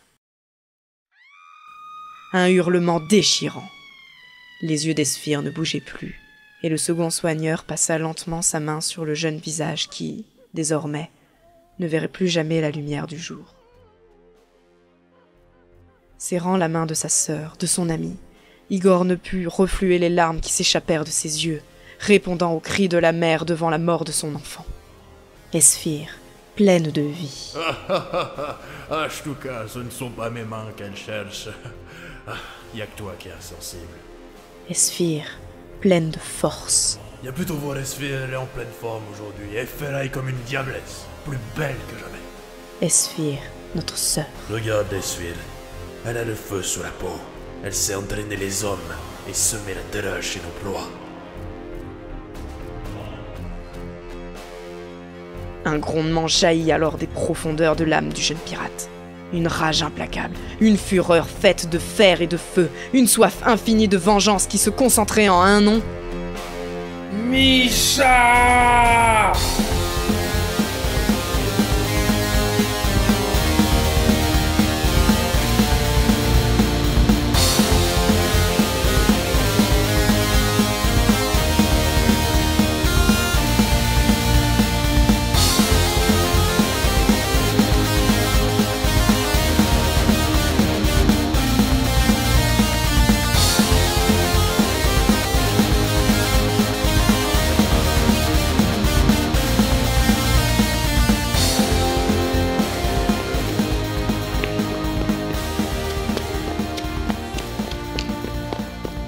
Il courait dans les couloirs, l'épée à la main, la mitrailleuse dans l'autre, les yeux fixes, les dents serrées.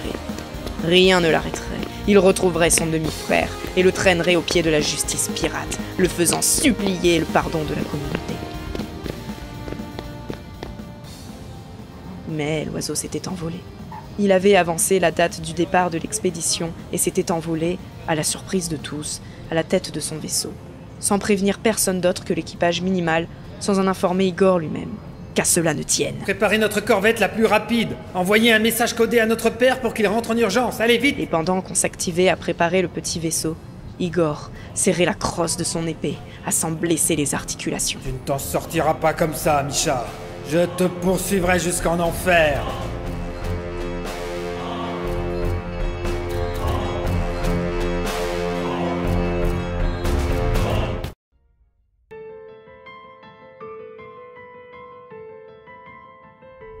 Les paramètres évoluent. Le compresseur est toujours en synchronisation. L'attraction de la passe agit sur nous, commandant. Rien de très grave pour l'instant. Si besoin, nous compenserons. Devant lui, la passe de Magellan, lieu mythique séparant son univers de celui de ses ancêtres. Les yeux expérimentés de Misha voyaient parfaitement la légère distorsion dans la forme des étoiles face à eux, et le petit espace vide créé au centre. C'était la seule preuve de la présence du Gargantua stellaire, dans le spectre visible en tout cas. C'était la promesse d'un monde nouveau, d'une nouvelle fortune surtout. Quels que soient les dangers, au-delà de cette barrière entre les mondes, il représentait peu comparé à ce qu'il avait perdu, car derrière lui, il laissait tant. La femme de sa vie n'était plus, sa demi-sœur était partie, et il avait fui sa responsabilité. Comment assumer d'avoir brisé de ses mains le cou de celle qu'il admirait, de celle qu'il aimait? Lui qui comptait la famille au-dessus de tout, que lui était-il donc passé par la tête? L'alcool, le désir, une soif qu'il ne pouvait plus épancher, une attente qu'il ne supportait plus. Cette sotte avait agressé, ou elle s'était moquée de lui. Enfin, il ne le savait plus très bien. Mais il se souvenait d'une très grande colère montant en lui. Quelque chose qui le tenait depuis longtemps par les tripes. Il n'acceptait pas le refus. La dérive augmente de 8%. Compresseur synchronisé dans quelques secondes. Un écho en 27-12, sans doute une sortie de transition. Il aurait pu rester, il aurait pu assumer le fait d'avoir tué une femme de ses mains, fût-elle sa sœur. Son père l'aurait blâmé, peut-être même destitué, mais guère plus. Nous sommes une communauté de pirates et ce genre de choses pouvait arriver. On ne devient pas un chef craint et respecté en faisant preuve de tendresse ou de compréhension, se disait-il. Ces choses-là étaient pour Igor le penseur, qui lui serait un stratège, un chef politique, peut-être même un soldat, mais pas un commandant pirate, il n'en avait pas l'étoffe. C'était pour cela que, fondamentalement, il savait qu'on l'aurait pardonné pour son acte un jour ou l'autre. Commandant, c'est un vaisseau bélier. Il est rapide et... C'était donc lui-même qui fuyait. Misha n'avait cuvé l'alcool de sa soirée qu'une petite heure après la mort des Sphires, et, à son réveil, il avait mesuré ce qu'il venait de faire. Et Sphire, il aurait personnellement écrasé la tête du responsable de cet acte, si cela n'avait été lui-même. Il n'avait pas hésité et avait lancé le rassemblement de ses hommes les plus fidèles, puis les procédures d'appareillage. Misha s'était donc banni lui-même de sa communauté, et plus jamais il ne reviendrait, telle était la sentence qu'il s'infligeait pour sa faute. Et l'heure était venue de faire le grand saut, loin de tout. Préparez-vous à la plongée. Mais commandant, il faut virer de bord, le vaisseau bélier est presque sur nous. Le quoi? L'impact fit vibrer toute la coque, et le croiseur pirate en perdit son assiette, commençant à se retourner sur lui-même. Toutes les alarmes du poste de commandement se mirent à hurler, tandis que la passe de Magellan se rapprochait soudain dangereusement. Misha s'agrippa au bastingage, on osait l'attaquer, lui. Par où? Bâbord arrière, deuxième pont. La traction de la passe augmente considérablement. Il faut nous stabiliser pour compenser, sinon on sera absorbé. Débrouillez-vous, je m'occupe du vaisseau bélier. Commandant, il faudra le détacher si on veut reprendre le contrôle. Et il y a une décompression en cours là-bas. Je connais mon affaire, et ce n'est pas le moment de me contrarier. Prononça le géant d'une voix clairement menaçante. L'autre baissa tout de suite la tête et se plongea dans les paramètres de sa console, tandis que son chef traversait la coursive, décrochant au passage sa hache et sa combinaison.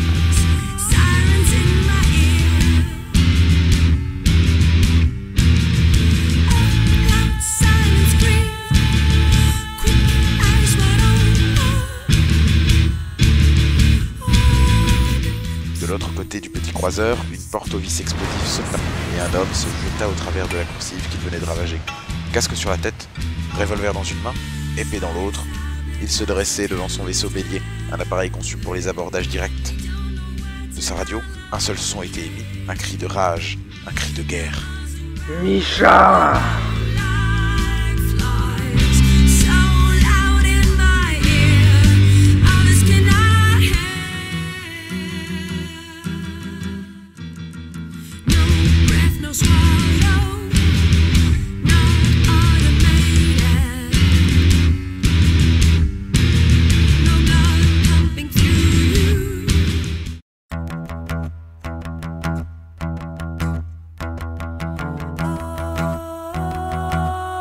Misha poussa sans douceur plusieurs de ses hommes qui bloquaient le passage.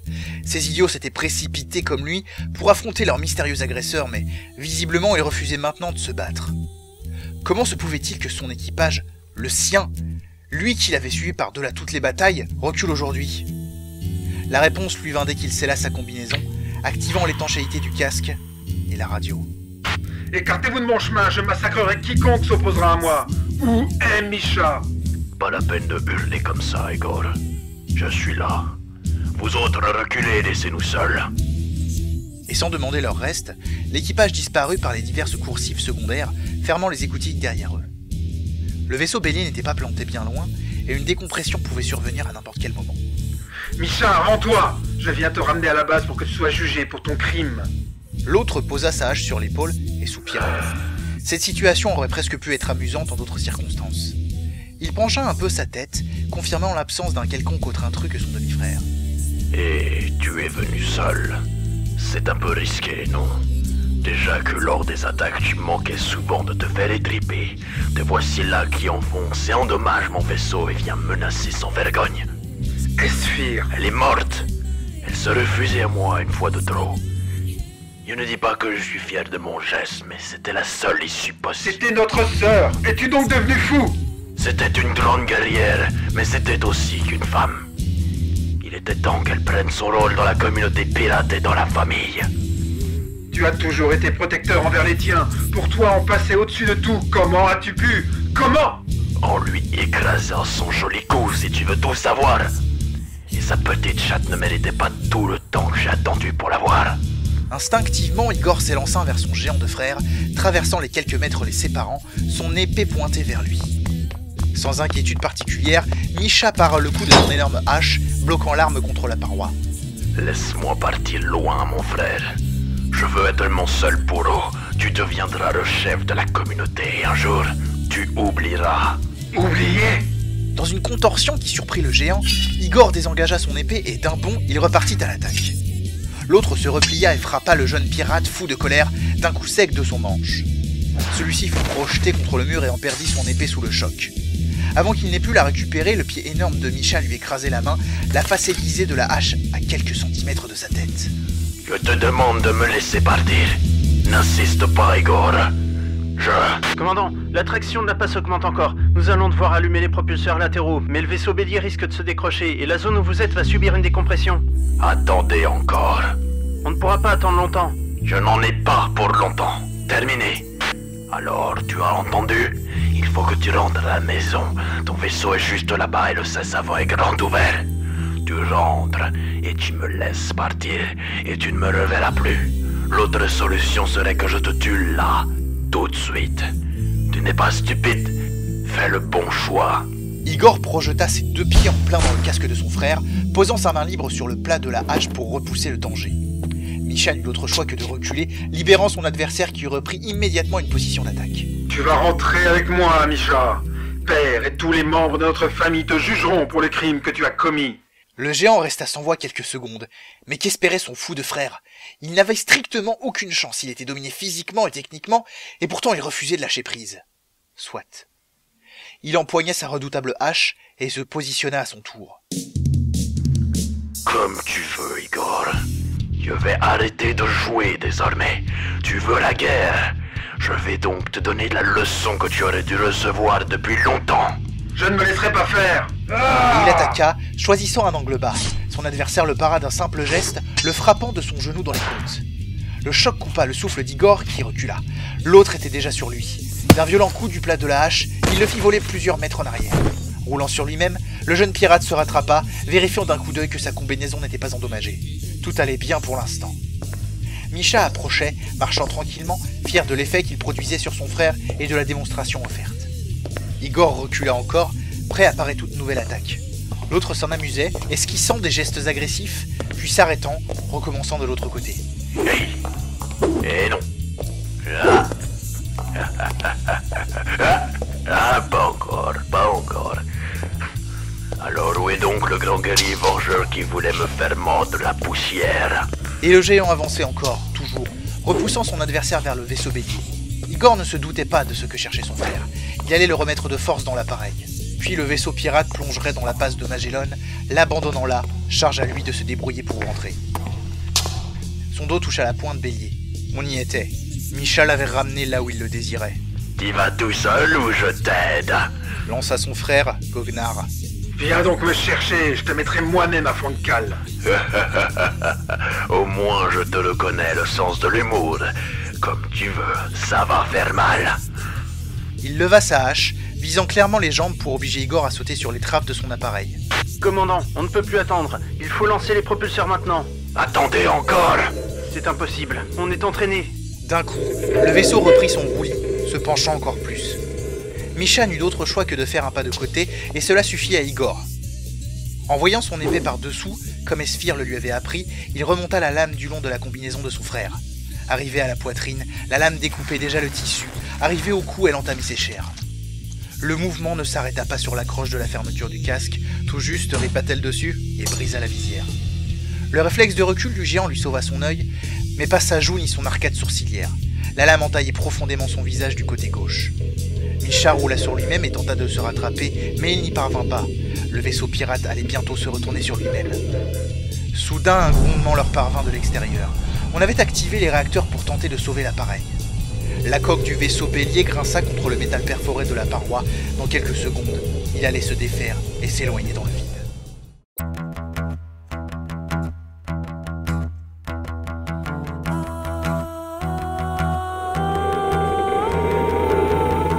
Le vaisseau pirate se redressait, permettant aux deux frères de reprendre appui.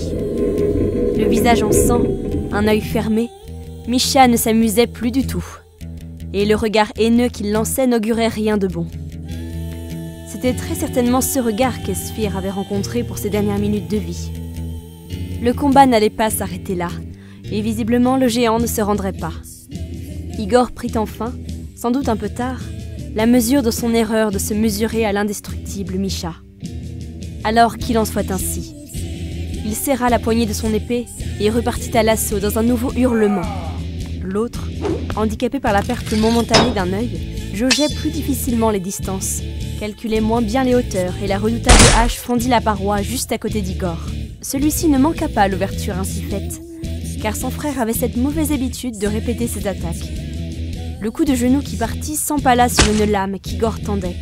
Elle traversa la cuisse du géant de part en part. Sous la douleur, celui-ci repartit en arrière, se saisissant de l'arme fichée dans sa jambe et l'extirpa de lui à pleine main.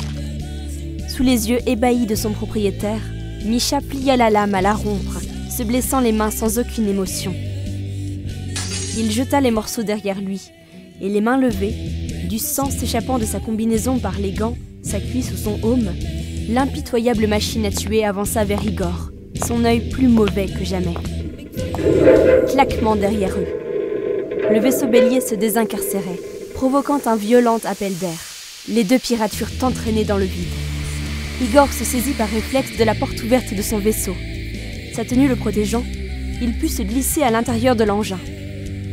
Quant à son frère, l'autre se retenait aux déchirures du métal autour de l'ouverture laissée béante par le vaisseau bélier. Les gouttes de sang s'échappant de son corps se congelaient sur place, et le géant n'eut d'autre choix que de protéger son visage d'une main tout en se maintenant par l'autre.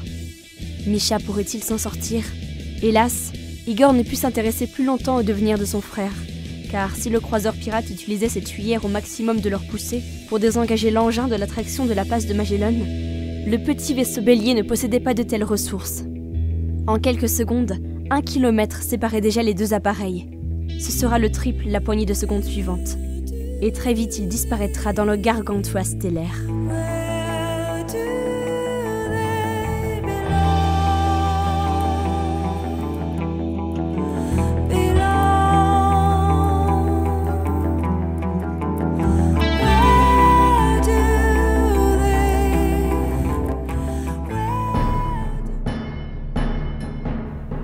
Reprenant les commandes, le jeune pirate connaissait l'unique solution.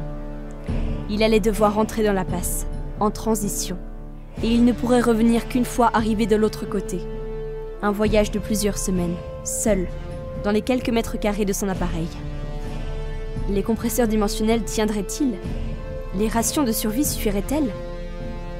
Il redressa la pointe du vaisseau bélier, droit vers la passe. Les moteurs étaient encore chauds. Il allait pouvoir plonger. Igor enclencha les calculateurs et plongea en transition, face à la passe de Magellan.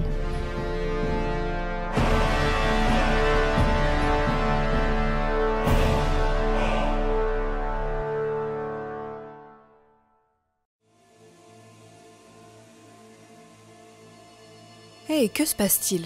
Pardon? Colonel, tout vient de s'éteindre? J.F. se redressa sur son fauteuil. Foudia Hacham avait raison, indéniablement. Les voyants de survie s'étaient activés, inondant de lumière rouge le centre du commandement.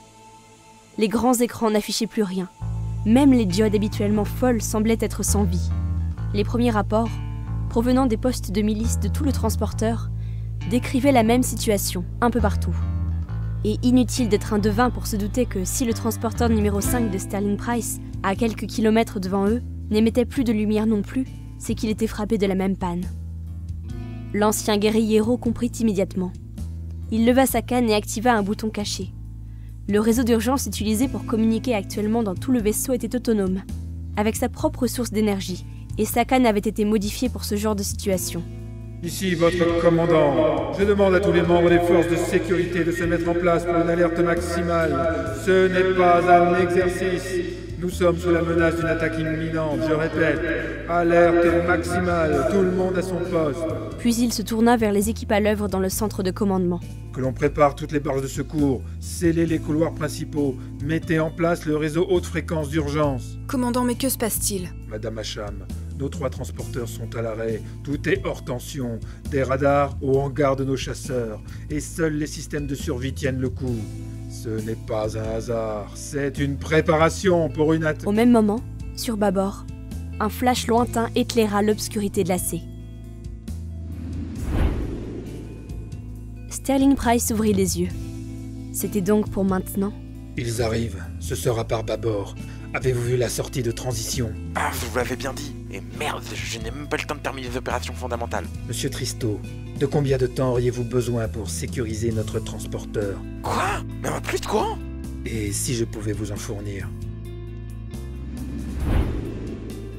Benkana observait, aux jumelles, l'étrange forme apparue au loin.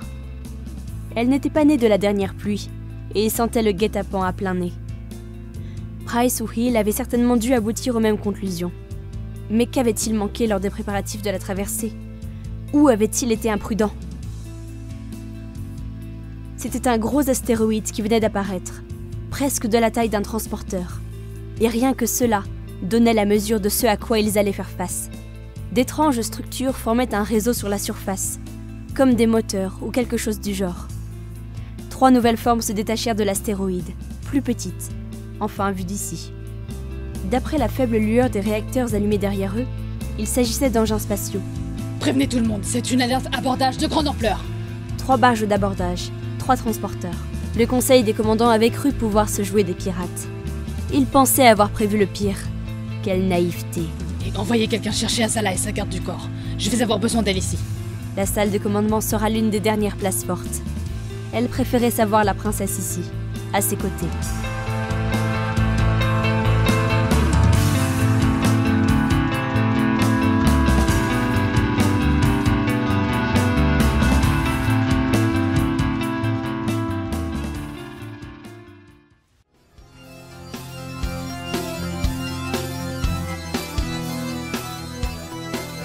La carte spatiale où figurait habituellement une partie de l'univers proche laissait apparaître, cette fois, un schéma de la zone environnante. 3 gros points rouges, accompagnés de multiples informations, se tenaient immobiles au-dessus d'une masse équivalente, placée au centre de l'écran. Dans 2 minutes, je veux une actualisation des rapports de pression des compresseurs. L'équipe d'ingénieurs doit être capable de nous donner toute la ressource dont on aura besoin. Passez-leur le mot. Choupa, la pirate metteuse en scène de tout ceci, tentait de ne pas montrer à ses subordonnés combien elle pouvait être inquiète du déroulement de l'attaque. Elle avait joué l'ensemble de ce qu'elle possédait dans cette opération. Il s'agissait de la plus grande attaque pirate jamais coordonnée de mémoire spatiale. Son précieux astéroïde, le cœur de son équipage, là d'où elle pouvait régner sans partage sur une zone jamais égalée, sa maison, était à découvert presque sans protection. Certes, tous ces appareils étaient prêts à prendre l'envol si besoin, mais elle comptait garder cette carte en réserve pour le moment venu de l'estocade. Cela faisait des mois qu'on testait, qu'on théorisait, qu'on reprenait les calculs. Les sommités de l'univers soi-disant connu de l'homme méprisaient les connaissances et le savoir-faire pirate. Quelle erreur! Quelle stupide erreur! Cette communauté avait été la première à réellement s'adapter aux conditions de vie de ce côté-ci de la passe de Magellan, à en maîtriser les aspects, à cohabiter autant que possible avec tout ce qu'ils y avaient trouvé. Au-delà de la technologie de chimère du robot de Karl, les techniques d'assemblage en série de compresseurs dimensionnels, héritage des connaissances que l'on avait du cercle de Rabbit, avaient permis de déplacer l'astéroïde entier et tout son contenu au travers d'une transition jamais vue. Et la réussite politique d'associer tous les clans dans un assaut général en une attaque synchronisée était également quelque chose de largement sous-estimé par Materwan. Son glorieux père cherchait à savoir ce que ceux de Rabbit cachaient et il y avait trouvé la mort. Choupa s'était alors fait la promesse d'y retourner un jour pour se venger et elle avait besoin pour cela du soutien de toutes les ressources humaines dans cette partie de l'univers. La chasse à l'Exode en était le point de départ. Aucune réaction des transporteurs ? Où sont les derniers rapports ? J'ai déjà demandé à les voir immédiatement, non ? Sur la carte holographique, les petits carrés jaunes s'approchaient de leur cible rouge. Pas un signe d'activité de l'Exode, tout se déroulait comme prévu. Choupa se leva, s'approchant suffisamment du schéma pour en lire toutes les informations. Le second point jaune, commandé par le sénéchal Petrovac, l'intriguait. Certes, sa défaite contre le transporteur numéro 2 avait sérieusement affaibli le redoutable chef pirate, mais pourquoi s'était-il laissé convaincre si aisément ? Il n'était pas connu pour sa volonté de coopération pourtant. Et pourquoi avait-il choisi expressément ce transporteur-là ? L'arrivée d'un nouveau rapport l'interrompit. Elle en lut le contenu, puis leva les yeux vers les représentations holographiques. Le premier point jaune était au contact. On y était. Passez-moi les chefs des groupes d'attaque.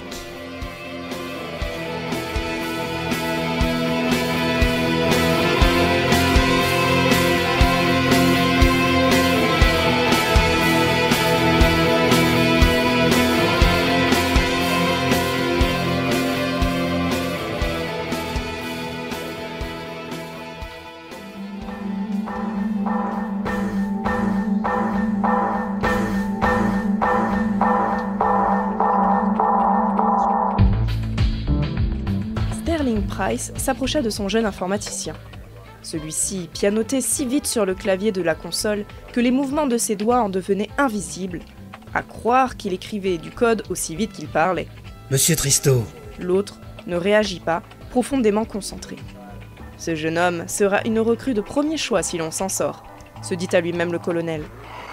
Derrière lui, un grognement, suivi de quelques bruits de câbles roulant sur le sol, puis plus rien. Évidemment, tirer les conduites électriques des batteries des navettes de transport depuis le spatioport à la base du transporteur n'avait pas été une mince affaire, mais l'énergie contenue dans ces engins avait permis de réactiver une partie de l'appareillage électronique du vaisseau. Monsieur Tristo, je vous parle. Oui, excusez-moi. C'est temps de reprendre le contrôle des communications. Ça va être coton. Le virus paralyse en particulier le réseau et c'est bien vu de leur part. Mais disons que j'avais fait quelques flaques d'eau. C'est-à-dire ? Des routines du système que j'avais infectées depuis longtemps avec des petites choses personnelles. Elles ne répondent qu'à moi et ne sont pas essentielles, donc ont été ignorées par le virus et c'est tout ce que je voulais leur faire croire, voilà. Sterling Price ne broncha pas. L'informaticien venait de lui avouer qu'il avait parasité le système informatique de son transporteur à un niveau profond, et ce, bien avant toute notion d'attaque ou de quelque danger que ce soit.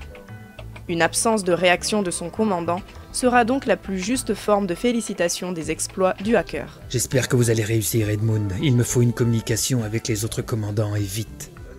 De mon côté, je vais tenter de vous donner le plus de temps possible. Qu'est-ce que vous voulez dire ?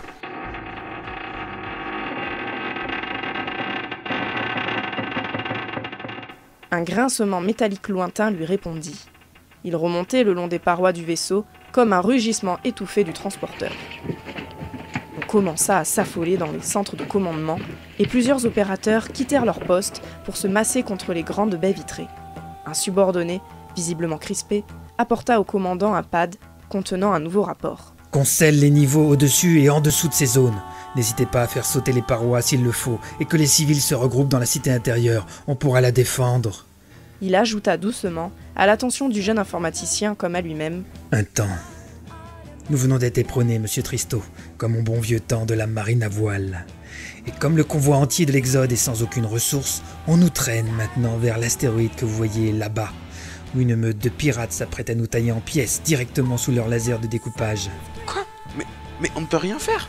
Combien de temps on a avant d'arriver là-bas et qu'ils nous attaquent ? Qu'ils nous attaquent ?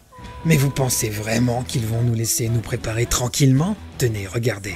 Il lui tendit le pad, une photographie affichée en plein écran. On y voyait le large pan d'un mur déchiré par une sorte de pointe d'œuf ouverte en son centre, et de sombres flous en sortir en courant, certaines se dirigeant vers les preneurs d'images. Leurs troupes de choc sont déjà à bord. Cette photo a été prise il y a quelques secondes, juste après notre éperonnage. Ils vont devoir nous occuper, et si possible réduire à néant nos derniers espoirs avant que le gros de leurs camarades ne nous tombe dessus. Là-bas. Du doigt, il pointa le gros astéroïde, masse noire silencieuse au loin. Quoique, ne venait-elle pas de grossir depuis qu'il l'avait vue tout à l'heure ? Tristo s'efforça de respirer calmement. Il riva ses yeux sur le clavier, les mains tremblantes. La panique guettait. Il était prisonnier d'une coque de métal, investie par des hordes de guerriers féroces et sans pitié. Le jeune garçon sentit alors son voisin l'aider à se redresser et lui tourner la tête vers son écran. Edmund, laissez-moi cette guerre tactique, c'est mon métier, je sais y faire face, quels qu'en soient les obstacles.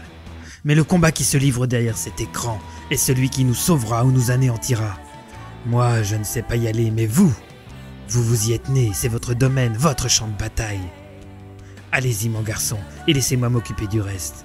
Nous comptons sur vous, donnez le meilleur. Et il le laissa, s'en retournant décrocher un combiné pour y dicter de nouvelles directives à quelques subordonnés. C'était cela, être un soldat ? Garder son sang-froid, quelle que soit la situation, et toujours préparer une contre-attaque ?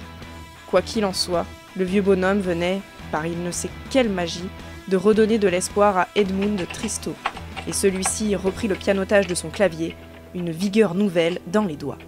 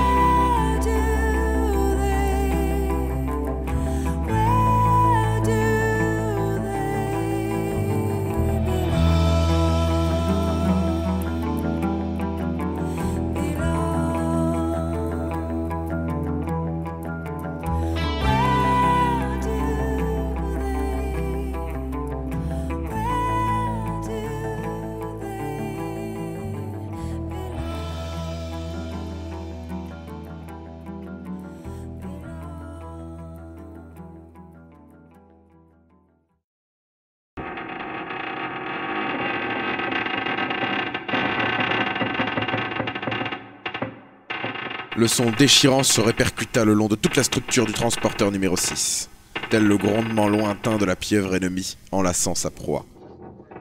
Devant la caméra allumée enregistrant tout, Foudia Hacham ne put s'empêcher de frémir à l'écoute du terrifiant écho. Derrière elle, le colonel Giafil donnait ses ordres, conservant un semblant de calme. Nous sommes désormais piégés, le vaisseau va être abordé. Peut-on avoir les caméras de sécurité ? Leur réseau était autonome, il devrait fonctionner. Colonel, mais que se passe-t-il ? L'appareil qui s'approchait vient de nous rentrer dedans ? De manière contrôlée, Madame Hacham. Tenez, aidez-moi. Approchez-vous des baies vitrées et regardez si vous ne voyez pas ces réacteurs fonctionner au ralenti. Bien, Colonel Hill. Alors, mesdames et messieurs, je me rends en ce moment vers la vitre la plus proche. Ça va, tu suis ? Encore quelques mètres. Voyons, je regarde donc et... Non, je ne vois rien. Colonel, il n'y a rien ici. Déplacez-vous vers l'avant, votre angle de vue ne peut pas être bon là où vous vous tenez. Ah, bon, alors j'avance encore. Mesdames et messieurs les multispectateurs, inutile de vous dire combien tout ceci est parfaitement inattendu. Je me doute que vous devez vivre des instants aussi intenses que nous en ce moment. C'est tout de même une chance de nous trouver là. Voilà, j'y suis. Ah oui, on distingue une sorte de lueur en bas, mais c'est inquiétant. Ils ne sont pas très loin de la coque de notre transporteur, ils vont la faire fondre. Non. Normalement, s'ils savent s'y prendre, ils resteront dans la zone de tolérance de la structure. N'oubliez pas qu'on est censé pouvoir pénétrer dans l'atmosphère d'une planète avec cet engin. Merci, Madame Hacham. Grâce à vous, nous savons que notre marge est d'une 50aine de minutes pour résister et les repousser avant l'assaut final. Quoi ? Excusez-moi de courir ainsi, messieurs, dames, notre caméraman tente de tenir le rythme. Allez, viens, on y est presque. Mais le commandant J.F. vient de donner une information très inquiétante, mon colonel. Pouvez-vous répéter pour l'enregistrement, je vous prie ? Excusez-moi, Madame Hacham. Je crains que je ne puisse assurer le service minimum pour votre émission. Vous devrez vous contenter d'observer. Alors, ces caméras de surveillance, ça vient ? Juste quelques mots. Vous parliez d'une 50aine de minutes et d'un assaut final. Colonel, s'il vous plaît. Le temps nous manque pour jouer aux devinettes, je vous accorderai ce que je pourrai. Ce vaisseau qui nous agrippe va nous entraîner vers l'énorme astéroïde, là-bas. Je ne serais pas étonné si l'on découvrait qu'il s'agit d'une base pirate, dissimulée sous toutes les structures qu'on voit à la surface. Ils vont débarquer ici pour nous occuper le temps qu'on soit à portée. Et tout ce que contient cette partie de la galaxie comme pirate nous tombera dessus. Et ils nous attendent certainement avec impatience. Débarquer ici? Ah, les caméras, enfin! Branchez les secteurs adjacents au pont abordé, maintenant. Oh mon Dieu. Tu filmes? Ne manque rien, s'il te plaît. Nous voyons en ce moment ces soldats pirates sortir d'une sorte de tête de pince énorme ayant déchiré la coque. Ils portent des tenues, des scaphandres légers, dirait-on. Ils courent, on voit les couloirs défiler et toujours le même spectacle. Des hommes en armes qui... mais si ça tire, on dirait que des gens résistent. Les fous, ils ne devraient pas se trouver là, j'avais demandé de tout évacuer. L'un a été blessé, l'autre vient à son secours, mais ils sont débordés. Il y a des épées? Non. Ils sont... C'est fini. On ne résiste pas comme ça à une attaque de cette envergure. Qu'espéraient ces jeunes fous? Contactez les responsables d'unité, qu'ils vérifient systématiquement si personne ne reste en arrière. Mais colonel, il faut nous défendre, il faut combattre.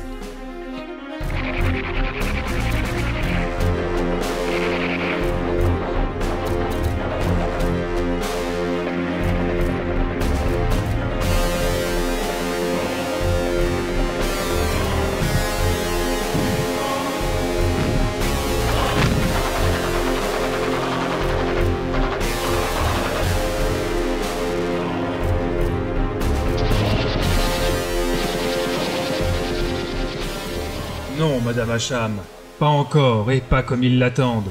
Et je vous prie de vous calmer et de conserver votre sang-froid. Regardez autour de vous. Croyez-vous que personne ici ne ressent la même terreur, la même horreur face à ce qui se passe en ce moment? Mais ils gardent leur tête froide, car c'est cela que l'on attend de nous. Pardon? Oui, autorisation de sceller les écoutilles, allez-y. Je vous laisse filmer tout ce qui se passe dans ce centre de commandement, et ce, malgré l'urgence de la situation, par respect pour la parole donnée et pour aider nos concitoyens à comprendre. Cet enregistrement servira, je l'espère, de balise pour le futur, mais n'abusez pas de ma tolérance, et rassurez-vous, nous n'allons pas nous laisser faire, ils vont payer pour ce... Mais qui est cet homme-là qui sort au milieu des autres? C'est un vrai géant. Sa tête me dit... Le sénéchal Petrovac. Colonel Hill, c'est l'homme que vous avez laissé s'enfuir lors du massacre à bord du transporteur numéro 2, le meurtrier du baron Bassavech. Vous l'aviez épargné et le revoici venu pour se venger. Il regarde la caméra de surveillance, il sait que nous le regardons. Tu filmes tout cela, hein? Colonel, qu'en pensez-vous? Regrettez-vous de l'avoir épargné? Mais que fait-il? On amène à ses côtés un des jeunes hommes qui ont tenté de résister. Il y avait un survivant. Le sénéchal lève sa hache et... il l'abat sur la tête du malheureux. Mon Dieu, non. Nous venons de voir en direct le sénéchal Petrovac assassiner un prisonnier. Ce monstre n'aura aucune pitié pour nous, c'est atroce. Il soulève vers nous le corps de la victime et semble dire quelque chose. Avons-nous du son, peut-on savoir? On dirait un I et un O qui se suivent. I-O... I-O... Colonel? Misha. Pardon? Cet homme vient de prononcer le nom d'Igor. Et avant qu'il ne porte son titre de guerre de sénéchal Petrovac, il s'appelait Misha le Puissant.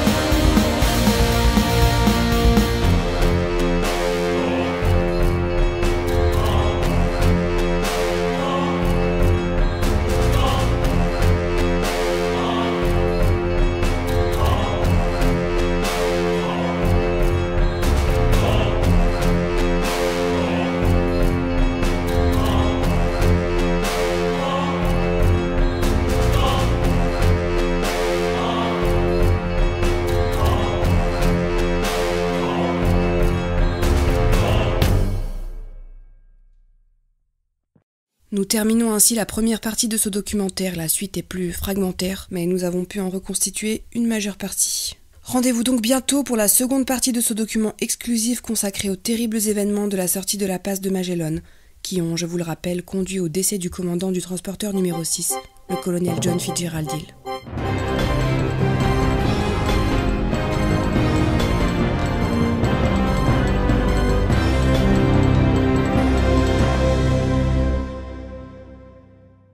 Fin du chapitre 18. Red Universe.